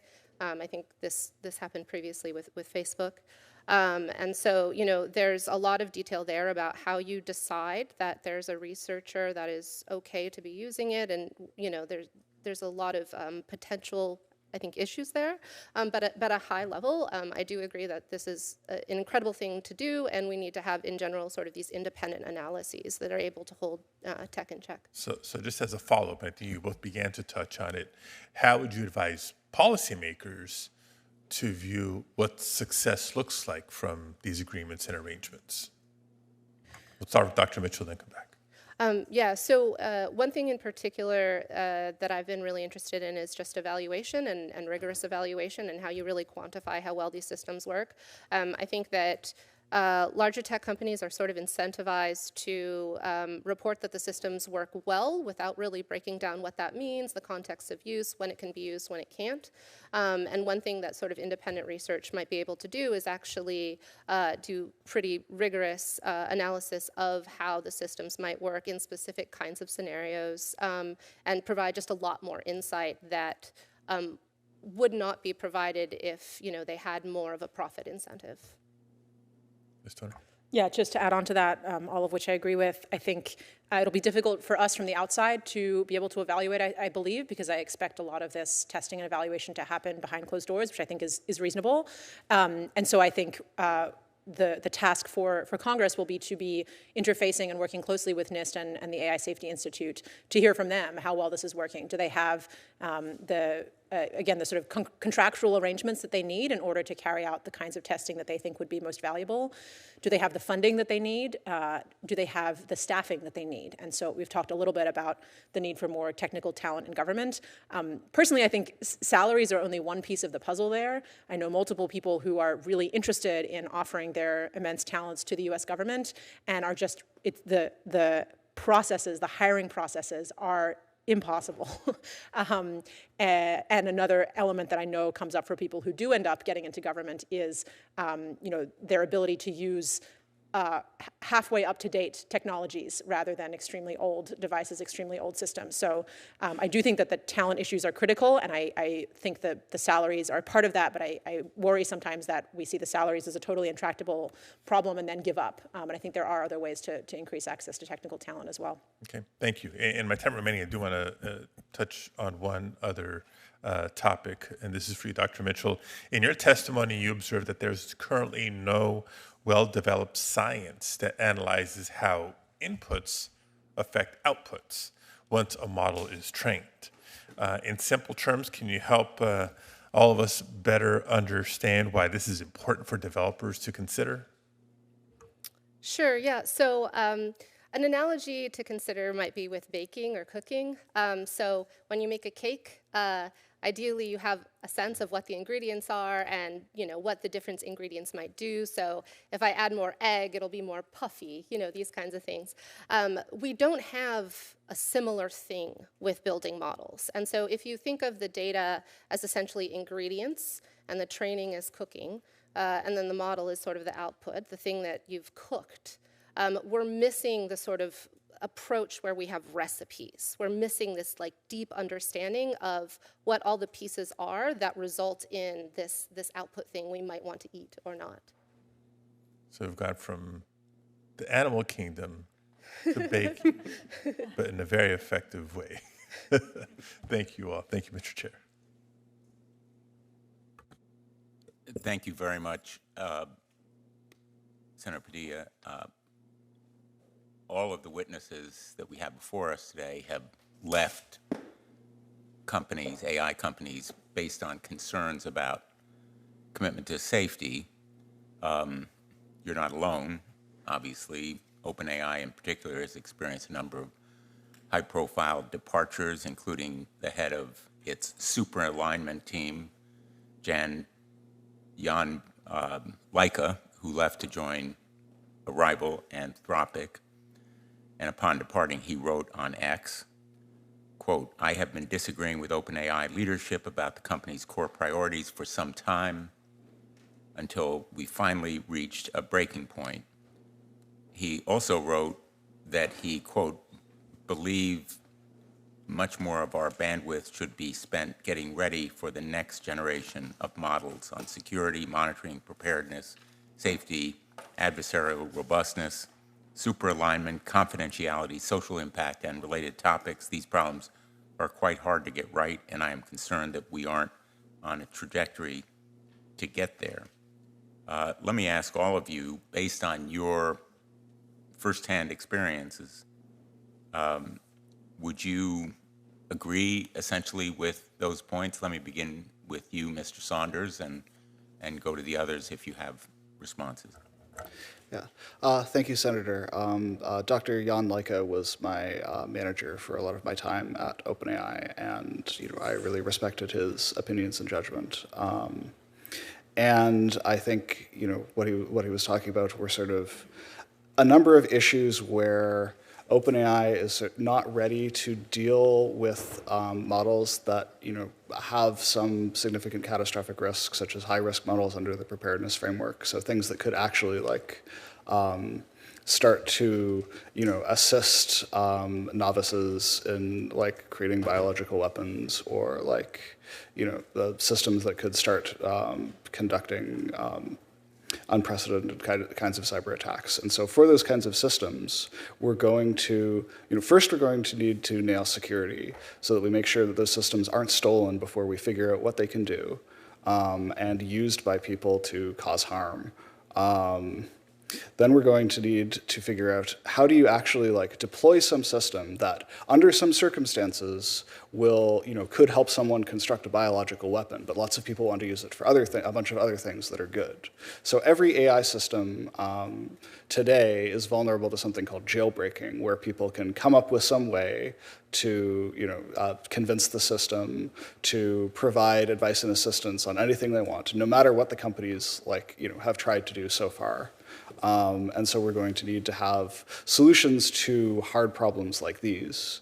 And then we're going to need to, have some way to deal with, models that again might be, smarter than people supervising them, and might, start to autonomously cause certain kinds of risks. And so I think he was speaking to, again, just a number of areas where the company was not being rigorous with the systems that we currently have, which, again, can amplify some kinds of problems. But once we reach the point where catastrophic risk is possible, we're really going to need to have our shit together. Others have comments in response to Ms. Mitchell? Yeah, I agree with Jan's statement there, and I think this also echoes some of what Ms. Toner had said about responsible AI type people being disempowered in tech companies. And so while on the one hand, it's helpful for tech companies to have responsible AI trust and safety teams so that they can tell senators that they have them, on the other hand, when it comes to making critical decisions about how the technology gets developed, they're usually left out of the room. So this is a serious issue. Yeah. I'm going to interrupt my second round to yield to Senator Blackburn, who has rejoined us. Thank you so much. Yes, there are so many hearings today. It is catching us running back and forth. Mr. Saunders, to the point you were just making, one of the things we've said repeatedly is we have to have an online privacy bill that is federally preemptive before we start down the AI path, because people want to be able to firewall their information and keep it out of the public domain. And last week, and Ms. Toner, I want to come to you on this, because Meta announced it was going to use public content and things from Facebook and Instagram in the UK, and they were going to use this to train their generative AI models. And Meta said their goal was to reflect, let's see, British culture, history, and idiom, and that UK companies and institutions will be able to utilize the latest technology. And I think we all know what that means. I'd love to hear what concerns you have over that announcement and what limits should we place on companies like Meta that are using this data that is shared on their platforms to train their generative AI models. Thank you, Senator Blackburn. My understanding of that announcement, which I should admit, have seen briefly but not dug into in depth, is that that was actually a practice that Meta was already very much, going ahead with in the United States due to the lack of privacy protections here, and that the announcement last week was, I think they had need that privacy bill. Indeed. I believe, and other witnesses may know better, I believe that they had held off on initiating that process in the UK due to privacy protections that do exist in the UK. So to me, this is actually an example of perhaps success on the UK's part if Meta felt the need to be a little more thoughtful, a little more deliberate, a little more selective about the ways in which they were using British users' data because of the legal protections that existed there, which, as you rightly point out, do not exist in the United States. I don't know if others want to add to that.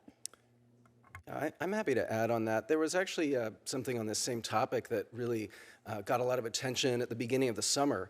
A lot of users of Facebook and Instagram found that they could opt out of the process of having their public data used for training of AI systems, and then they posted instructions. I saw this on both TikTok and on LinkedIn. Users had posted instructions how to go to the part of your Facebook or Instagram settings where you can opt out of having your data used. I tried to do it in Facebook, I tried to do it in Instagram, and I couldn't find the button.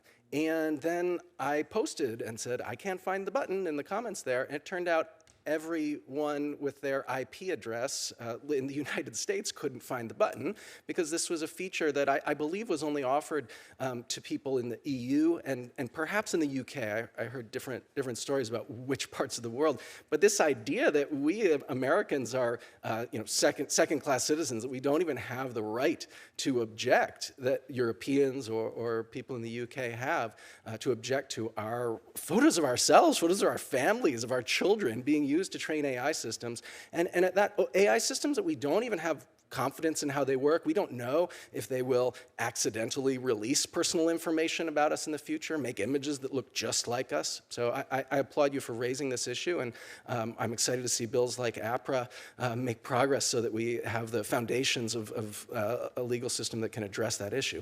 Well, we think having an online privacy, federally preemptive privacy bill that gets signed into law is something that is going to be necessary. And as Senator Blumenthal said in his opening remarks, and I'm paraphrasing him now, but basically big tech has proven to us they are not going to take steps that are necessary to protect the information of people. I do want to ask you something else. When we're talking about AVs that act in the world without humans, and they're using AI. And that brings about the difference between intelligence and agency, between systems that think and systems that can act. So, Ms. Toner, let me come to you on this.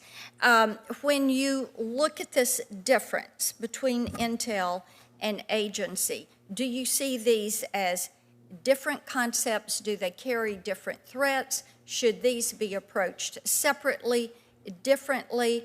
Does this play into AGI? Tell me your thoughts on that.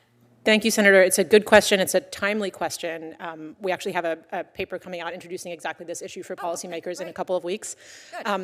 And what I would say is I think these ideas of agency or agents that can take actions autonomously is not at all separate.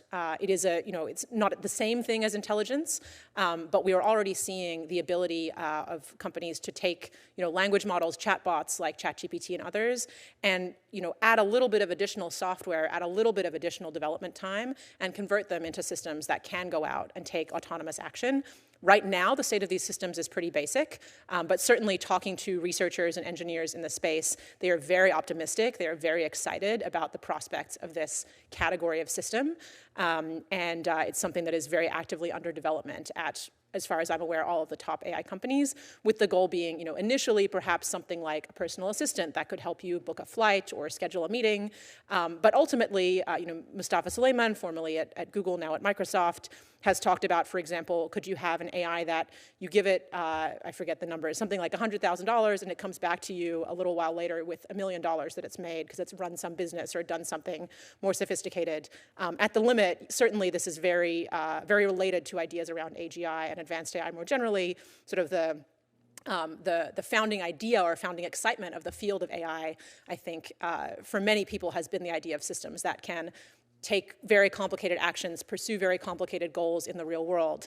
And I see a lot of, again, excitement in the field that we might be on the path in that direction. Well, in Tennessee, with our healthcare industry, our logistics industry, our advanced manufacturing, we see great promise. With my entertainers and singers and songwriters and musicians and authors, we don't want this to become a way to steal their name, image, likeness, voice, and that's why we have the No Fakes Act. And I know Senator Klobuchar, who has joined me on that bill, talked with you all about that later. I've run way over, and you've been generous, Mr. Chairman. Thank you.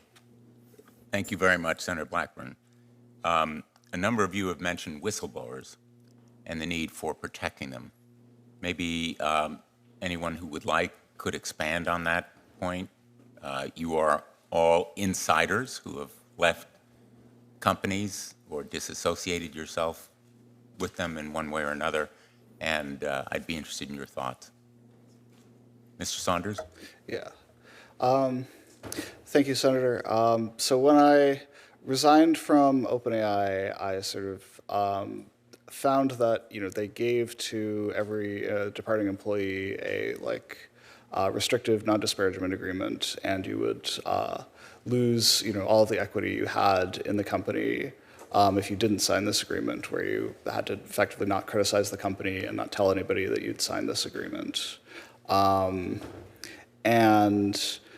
I think this really opened my eyes to the kinds of legal situation that employees face if they want to talk about problems at the company. And I think there's a number of important things that employees want in this situation.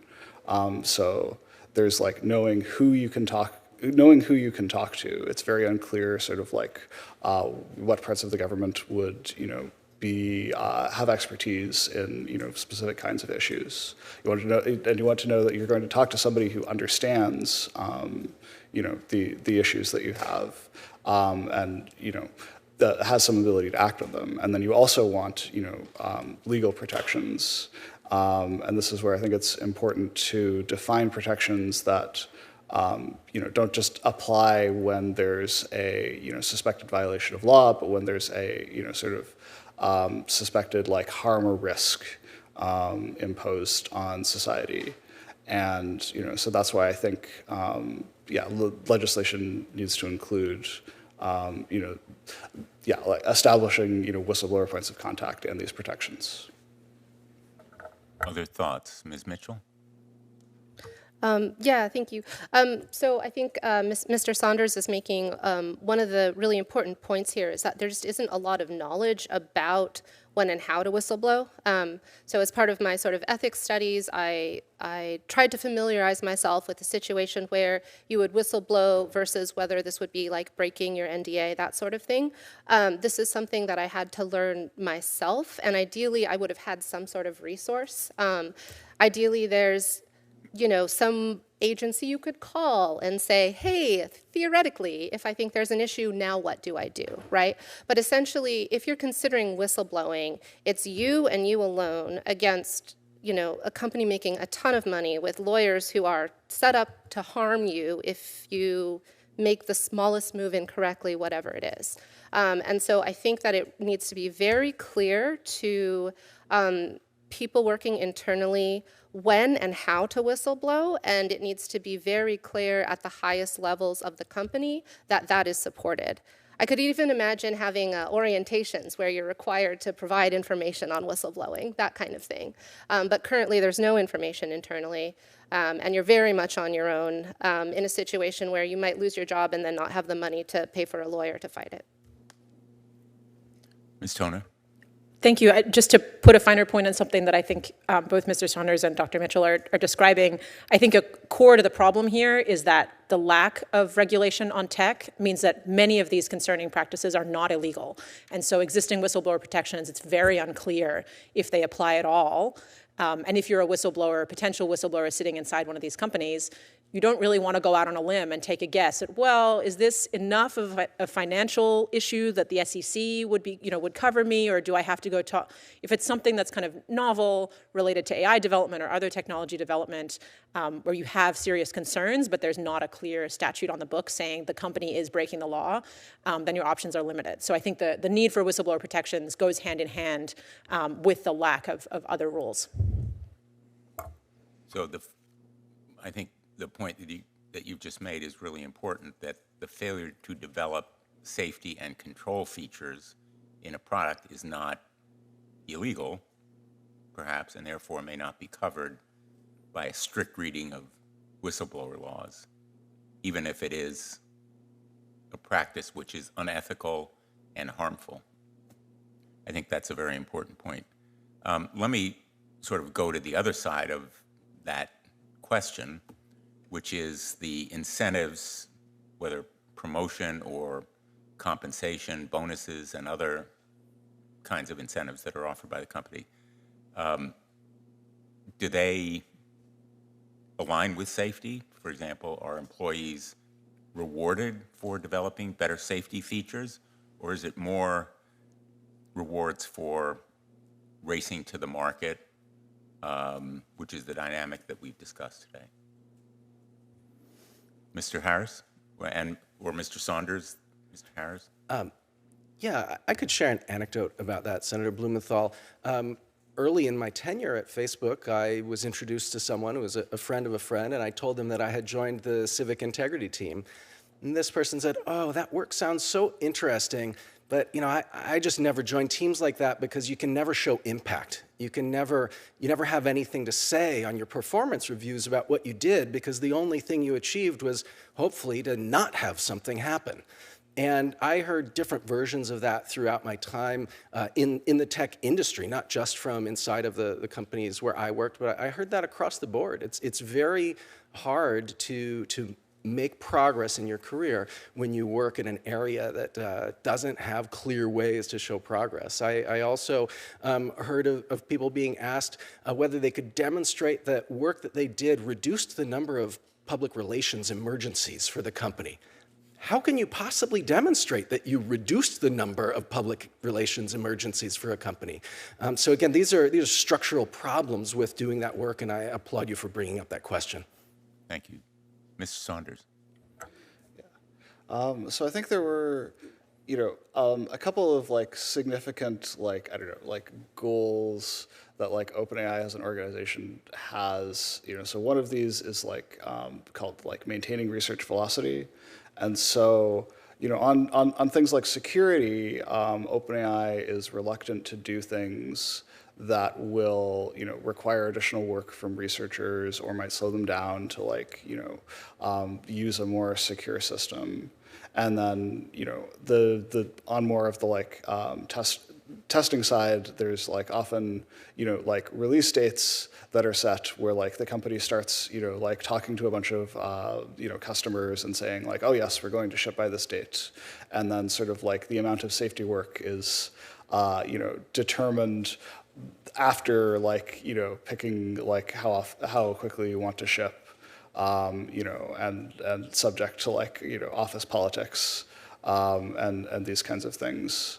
And so this is because companies just face an enormous incentive to be seen as the company that's leading in the AI space.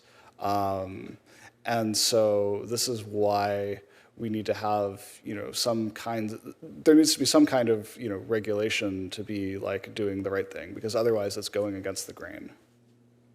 I'll give Ms. Toner and Ms. Mitchell a chance to respond as well, if you have any responses. Yes. Yeah, thank you. I echo my co-witnesses. We used to sort of, I've previously sort of realized that it's difficult to get promoted if you focus on safety, this kind of thing, because you're not promoted for the bad headlines that never exist, right? And so you're trying to prove something that never actually happened. And this also speaks to the role of foresight and why foresight isn't incentivized. Because if you take these extra steps to make sure that something bad doesn't happen, you can't prove that it could have happened. So there's really, it's really quite difficult to focus on safety and ethics and these kinds of things. In general, your promotional velocity is much less compared to your peers, which also means that you are less likely to become a leader at the company in order to further set norms. So by focusing on things like safety and ethics, it's a way to sort of remain at the lower levels of a company and not be able to fundamentally shape it for the better. We've seen examples already of our foreign adversaries using AI to meddle in our democracy. I think last month, OpenAI revealed that the Iranian government link group had used ChatGPT to create content for social media and blogs attempting to sow division and push Iran's agenda in the United States. There have been reports that China and Russia have also used AI tools deceptively to interfere in our democracy. I mentioned them earlier. I think the threat to our elections is real, and we're unprepared. Mr. Harris, you worked on a California law that seeks to safeguard our democracy. Are those the kinds of protections that you think would be effective at the federal level? And is there more that you would add to the California law? Thank you so much for the question, Senator. I believe that in California, it's difficult to make a lot of types of laws that could be made at the federal level. There are a number of reasons for that. One is simply the state agency infrastructure is dramatically smaller than the federal agency infrastructure. And in California, in a situation of budget deficit, it's very hard right now to pass any legislation that has any significant cost. That, I believe, is one of the biggest barriers to passing the legislation that we need. And I think that you have in front of you in your framework the type of legislation that California would not be able to achieve. Things like licensing and registration and liability, those would be very costly at the scale of a state to enforce those. And to be honest, it would, of all the states in the country, maybe be one that cost California more than many others simply because of the location of the technology industry there. And there might be political conditions that make it harder in California to pass that type of legislation. Again, I'll entertain any points about the California law that any of you would like to make. And if not, let me follow up, Mr. Harris. In your experience there, what was your takeaway from the tech companies? Were they supportive, helpful? How would you characterize their reaction? Thank you so much for the question. I believe that you need to look at two different phenomena. One is the outward presentation of the tech companies about legislation, and then another is what's happening behind closed doors. I made a reference in my opening statement to the idea of shalls and mays. I was surprised. I have been surprised in my work in the California legislature by the way in which tech industry lobbyists, sometimes hiding behind industry groups, sometimes from individual named companies, are able to arrive at legislators' doors with requests to remove shalls and replace them with mays, to take legislative language that was very well-intentioned and at the 11th hour turn it into something that is meaningless. It concerns me greatly what I've seen in California. There are political realities that if draft legislation that comes from a civil society group like the one that I have been working for, the California Initiative for Technology and Democracy, that if those pieces of legislation are too bold, sponsors of that legislation, organizational sponsors, will be told this isn't going to work and you're going to have to weaken it. And sometimes that comes in many rounds of weakening, and it can be very painful to watch. There are two studies. You mentioned a study, Mr. Harris, which we will put in the record along with your testimony. I want to mention two others.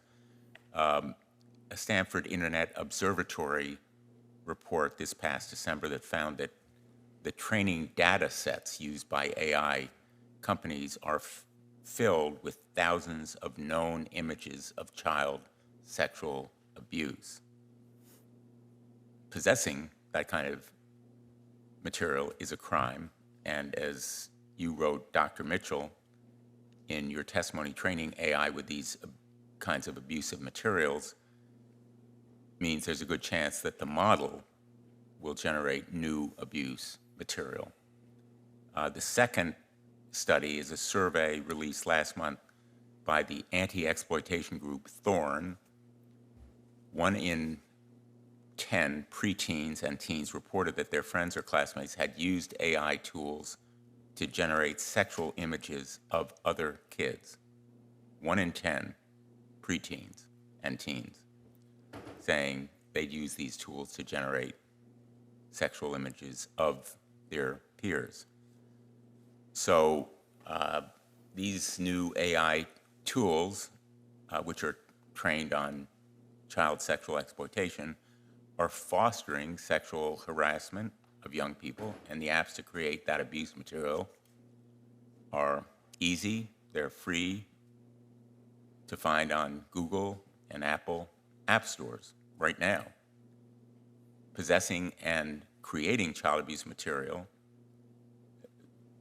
clear example of the problems with this race to the market, which can easily turn into a race to the bottom.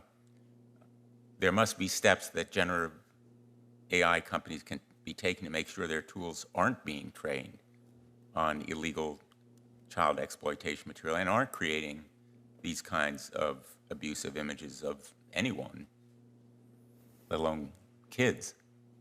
Would you agree? And what kinds of steps should these companies be taking? Yes, thanks for the question. So this speaks to a few different issues that I think I also hit on in my written testimony. So one is just how data analysis is really not a norm within AI culture generally. And so we don't really understand when we're training a model what might be in the data. And part of my work has actually tried to invent methods in order to probe data sets, in order to figure out possible problematic content. And, you know, it falls on deaf ears. There really isn't an interest in it. So I think that work that can further incentivize this, I think NIST and the US AI Safety Institute probably have a very clear role to play here in helping us understand what the contents of the data are and further providing mechanisms for people to actually do this in a lawful way in order to really understand the contents. I'll also add, this is just sort of insider knowledge that might be useful for you to know. A lot of the data that ends up being used in machine learning systems are collected via an organization called Common Crawl. I do wonder if there might be room for the government to help Common Crawl to analyze the data before it's released at all, which would stop the further proliferation right where it starts. And the last part I want to make is this is also where watermarking and provenance information is really key, including invisible watermarking, which is open research, but something that would be very, very helpful in order to trace back where this came from. If I could add, Senator Blumenthal? Absolutely. So yes, I agree with the statements that you made, and I think there are a few lessons that we should learn from this current situation. One is, again, voluntary self-regulation does not work. There is another public statement about this topic that was signed by a number of companies that signed on to what Thorne and All Tech is Human, another tech nonprofit, called the Safety by Design Principles. And amongst the signers to that were included Stability AI, I believe Hugging Face, another company called Civit AI, and they signed this and made agreements about doing things to prevent the use of child sexual abuse material in AI models. Now, the problem is that report that you referred to from the Stanford Internet Observatory, that was released in December. But until just a few weeks ago, there had been no moves to actually take down the offending AI models in any serious way. A few weeks ago, when I was on the eve of publishing a paper on this topic with IEEE Spectrum, a technology publication, I reached out to those companies and perhaps in response to my outreach, perhaps not, one of the companies involved, Runway ML, the company that people point to as being responsible for training Stable Diffusion 1.5, the specific model trained on thousands of images of CSAM, they actually removed their Hugging Face repository. Now, the problem with removing a repository, this was an open source AI model, the problem with removing it is that there were many other versions of that model that are still hosted on Hugging Face, and my co-panelist, Dr. Mitchell, is appearing here in her individual capacity, and I have immense respect for her research and do not expect her to feel the need to speak up on behalf of or in response to my statements here.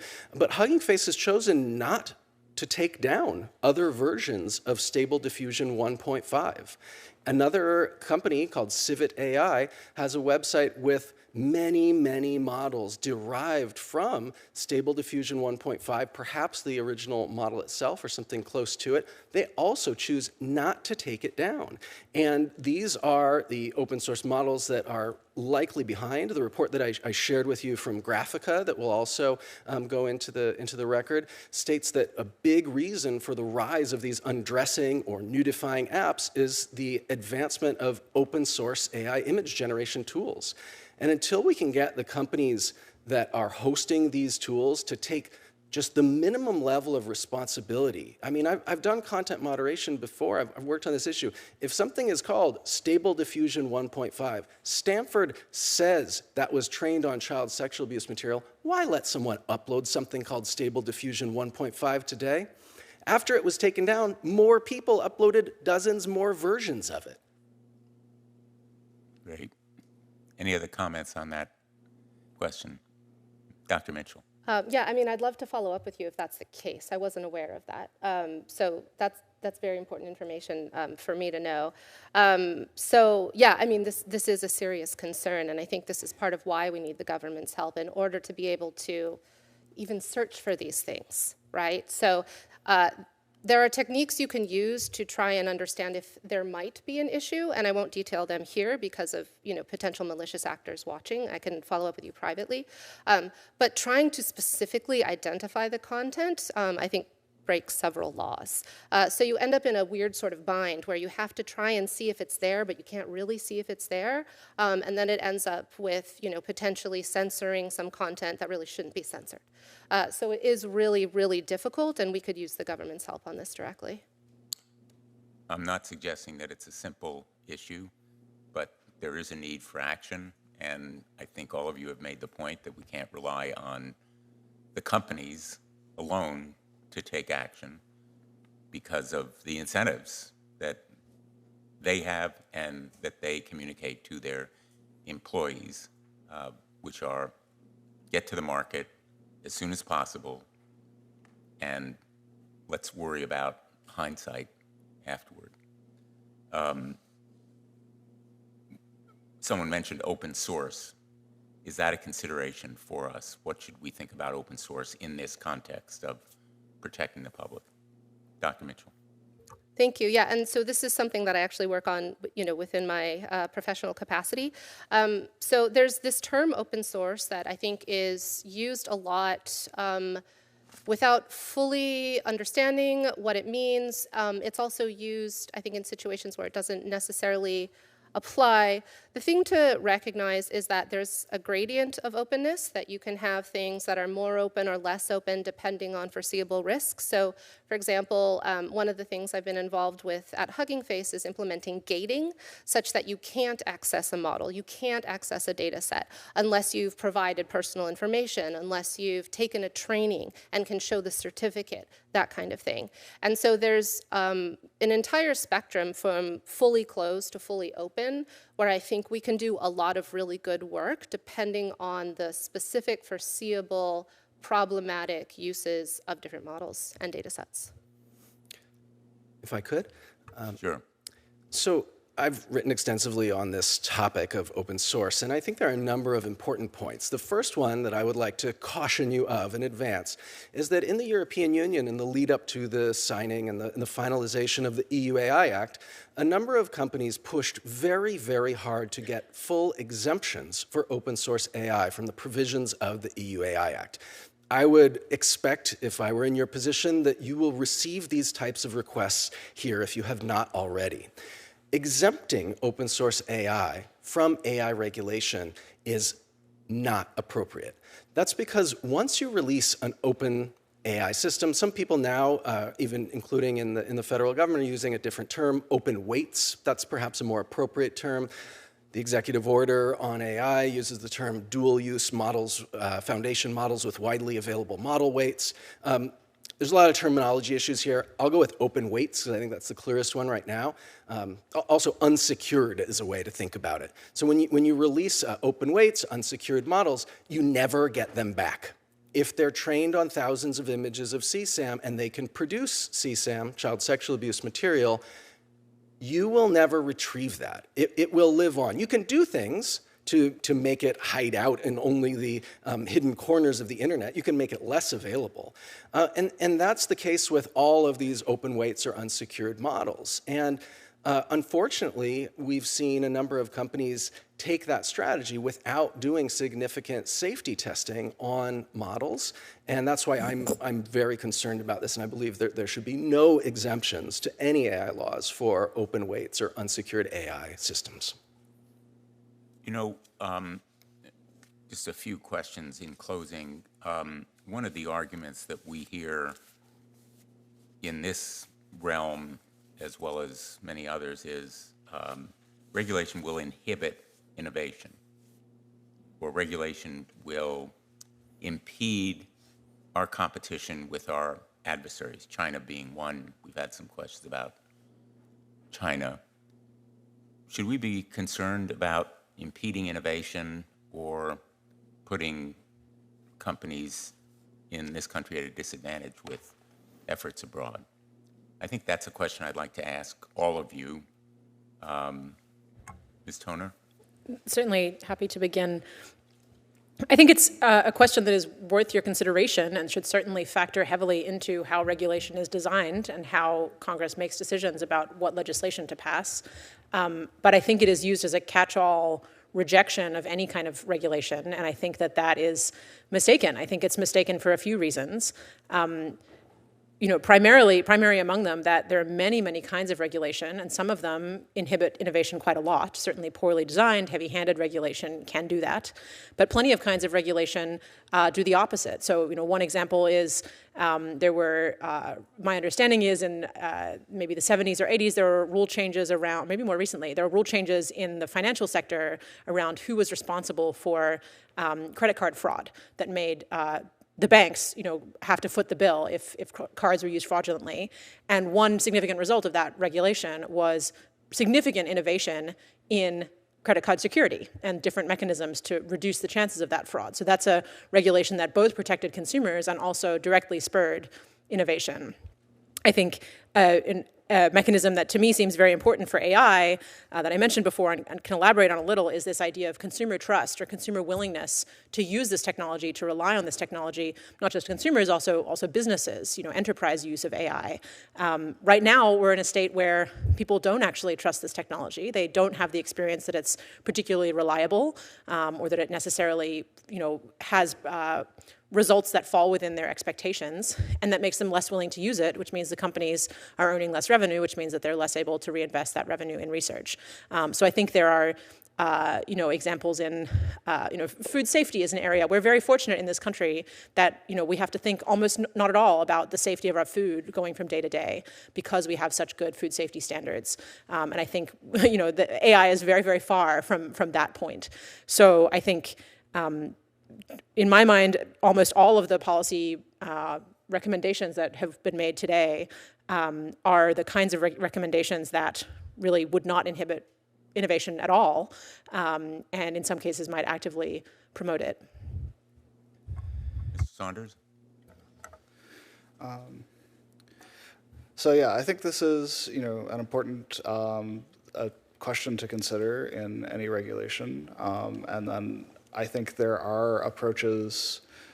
I think the things that are going to really harm innovation is if there's a large-scale AI disaster. In the way that, like nuclear power was cut back on after Chernobyl, right? That will really lose trust in the industry. And I think another way to lose the race for everyone, frankly, is if we develop cutting-edge AI systems and then they're stolen by a foreign government before we understand, that they're dangerous. And now, you end up in a situation where, both America and another country are sort of in a standoff where they're both afraid of each other using the systems. This is a way that we would all lose. So I don't think you can have a lead without being really careful about security. And then I think the sort of kind of frameworks or and ideas that are emerging are sort of tied around testing systems to figure out when they reach levels where they have certain dangerous capabilities, and then adding requirements only when that point is reached, and then if that testing is done rigorously, then you can respond before the horse leaves the barn. And companies are starting to agree to some sort of voluntary frameworks that have this character, but there aren't laws in place that would enforce that, and so it'll come to some very difficult decisions. Where there are sort of on one hand, there is some system that has, maybe billions of dollars put into it. And on the other hand, there are unresolved safety concerns or testing that is rushed or something. And so I do think both that we need to have standards around that, but I also do believe we can figure out how to make this technology safe. And I think it's the worst problems we're going to have is if the companies don't take the time to prepare and then they wait until the last minute. And it's not clear what the rules and restrictions will be, and so then again they end up in a situation where they really want to ship something that really hasn't been ready. And so it's much better if sort of the rules and guidance are laid out in advance. And companies know that if they build something that, is capable of causing a catastrophe, here's what the requirements they'll have to meet are. That's, what I think the best path for legislation to both protect the public and preserve innovation. Thank you. Thank you so much, Senator, for the question. In anticipation of this line of questioning, I actually included a sampling of quotes from AI company CEOs asking for more regulation. There are so many. It appears that almost all of the CEOs of all the major AI companies have called for this. Now, I do want to caution that I see some kind of disconnect. I suspect that the disconnect is that the lobbyists are not, the lobbyists that work for these tech companies are perhaps not in direct communication with the CEOs. Maybe something gets lost in communication. Maybe they're actually automated themselves and they're still on an old version of their operating systems. But they come in with a goal to kill or hobble every piece of legislation about AI. Seems like it's autopilot, because I think if they thought more deeply, talked to the CEOs who said those quotes that I've given you in the written testimony, they would be more thoughtful about collaborating on these efforts to regulate. But I would also submit to you that in addition to that evidence, CEOs are calling for it. I think if they're calling for it, that probably doesn't mean they think it's in all cases going to impede innovation. Also, it's advantageous to tech companies to have clear rules of the road upon which they are racing. Otherwise, they're going to end up parked in the parking lot of the courthouse, depending on regulations that stem from decades-old laws that are brought to bear on them, or tort law, which will just lead to more cost and confusion, or states with many different laws, and that itself is more costly. So I do believe that clear regulation is advantageous to innovation and to the tech companies, and we should take their CEO's word for it. Dr. Mitchell? Yes, thank you so much. So I think I covered this a bit in my written testimony, but I do see a way, perhaps naively, that regulation might actually be able to help innovation. So I'll give you an example of privacy, for example. It was previously thought that you couldn't ensure privacy with mathematical guarantees, but with a goal set for ensuring privacy, the research community was able to develop ways where you could mathematically guarantee privacy. And so I think the government might have a role to play in setting goals that must be demonstrated, statistical fairness, privacy, security, safety, these kinds of things, in order to incentivize further development on how to do that in the best way. Again, this might be naive. I know that there's the regulation stifles innovation, but I've generally seen ways where it might be helpful. I do see how regulation might be problematic in the case where it tries to change the behaviors of development. So, for example, saying you can't infer gender might mean that you can't create a model that you can certify does not discriminate against gender, that kind of thing. So by getting into the details of how the tech is developed, there might be serious issues. But I think by setting high-level goals of what must be demonstrated, regulation can be very useful. I think these points are very, very important. If there's a disaster on AI, it's equivalent to a food company, taking the issue of food safety, having a major outbreak of listeria, food poisoning. It has to recall products, its credibility is undermined, it's a major marketing disaster. And this kind of AI catastrophe would impact not only that company, but possibly others as well. So there's a very rational and powerful argument for regulation that make sure that everybody is abiding by common sense, rational standards that are good for the industry. And the idea of some certainty, one after another for 20, 30 years, businesses have told me, give us the rules. We may disagree with you, but just tell us the rules and don't change them from year to year. We need some stability. We can work with whatever rules you give us, but we need to know what they are, and they need to be clear, and they need to be stable. And frankly, I take them at their word because I think, again, in their rational interest, that ought to be their attitude unless we do something crazy. Nobody here wants to do something crazy because we recognize the immense good that can come from AI. And this goes back to the point that you made, Ms. Toner, that it would be easy to say, let's ban AI. But it has enormous potential for good. Take the medical area. The potential for research as well as for treatment and diagnosis, immense. And it's a little bit like, and forgive me for being oversimplistic, but I've been doing some reading on COVID, the origins of COVID, the debate about did it start in a lab? Was there a release? Was there research that tried to develop a more potent, evil virus, or did it come from the wild? At this point, we don't know. At least there are equally, or I shouldn't say equally, there are theories that have credibility that argue for all of it. But we do know that there are dangers in research on gain of function, trying to develop more lethal viruses. Now, the argument for that research is, then we'll know how to deal with them. The argument against it is, why would you develop a virus that is more destructive and damaging?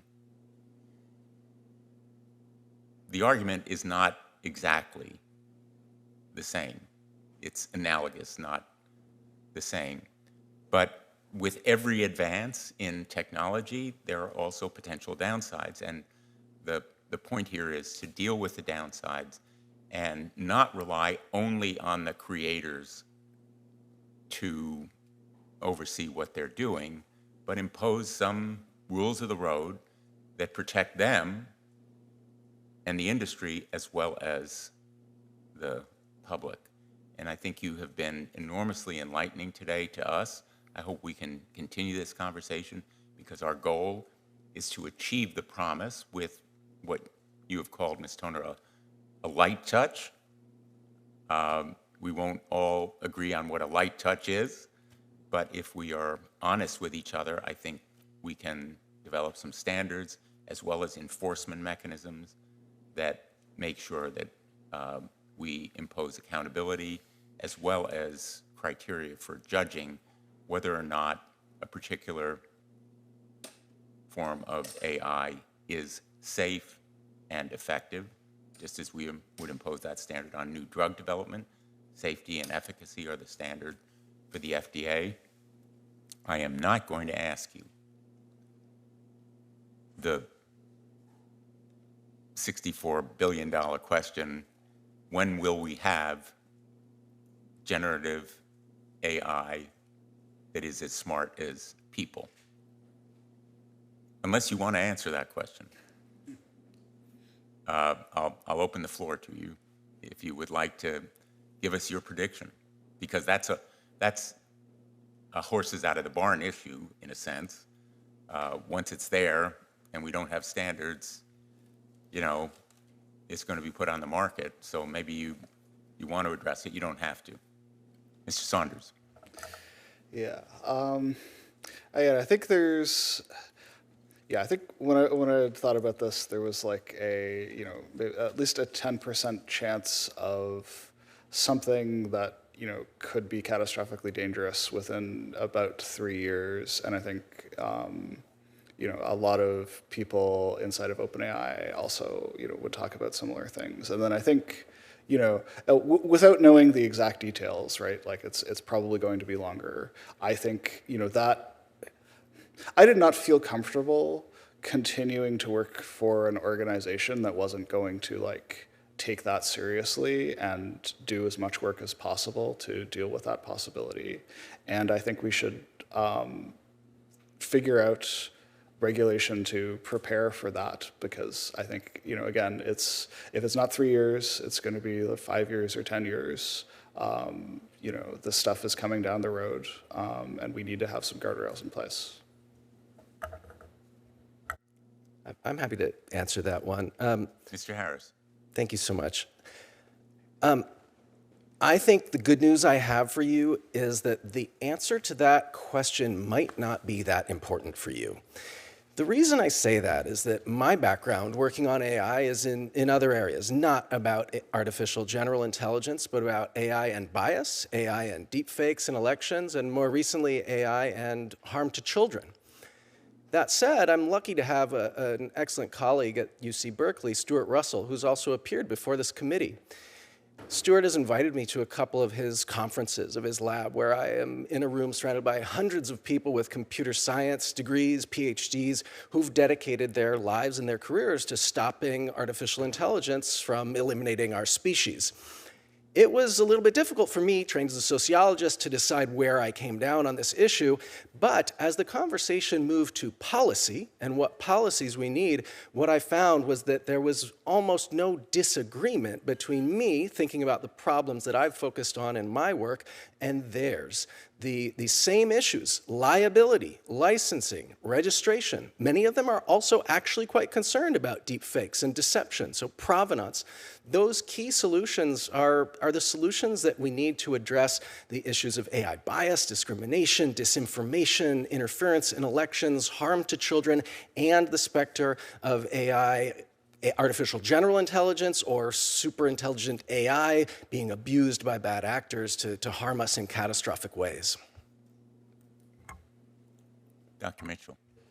Thanks, appreciate it. So I think it's useful for me to say, as someone who works on AI, who has done a lot of work on rigorous evaluation, this sort of thing, I don't know what it means for an AI system to have human-level intelligence.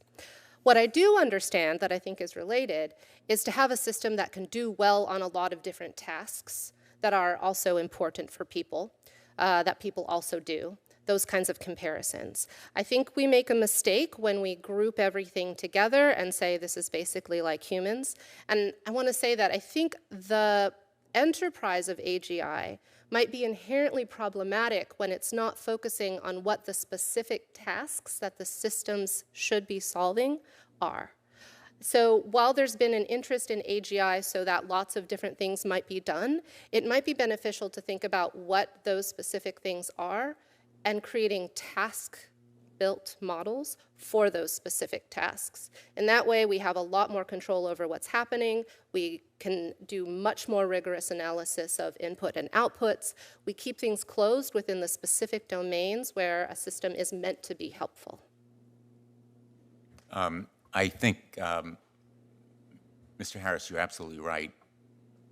It isn't that important, and it shouldn't be that important, because right now we're seeing some of the abuses and the problems, so we need to act right now. And if someone were to say, well, you don't have to worry about it for 5 or 10 years, I wouldn't believe that person anyway, because the consequences of getting it wrong are so disastrous that we should be doing it right now.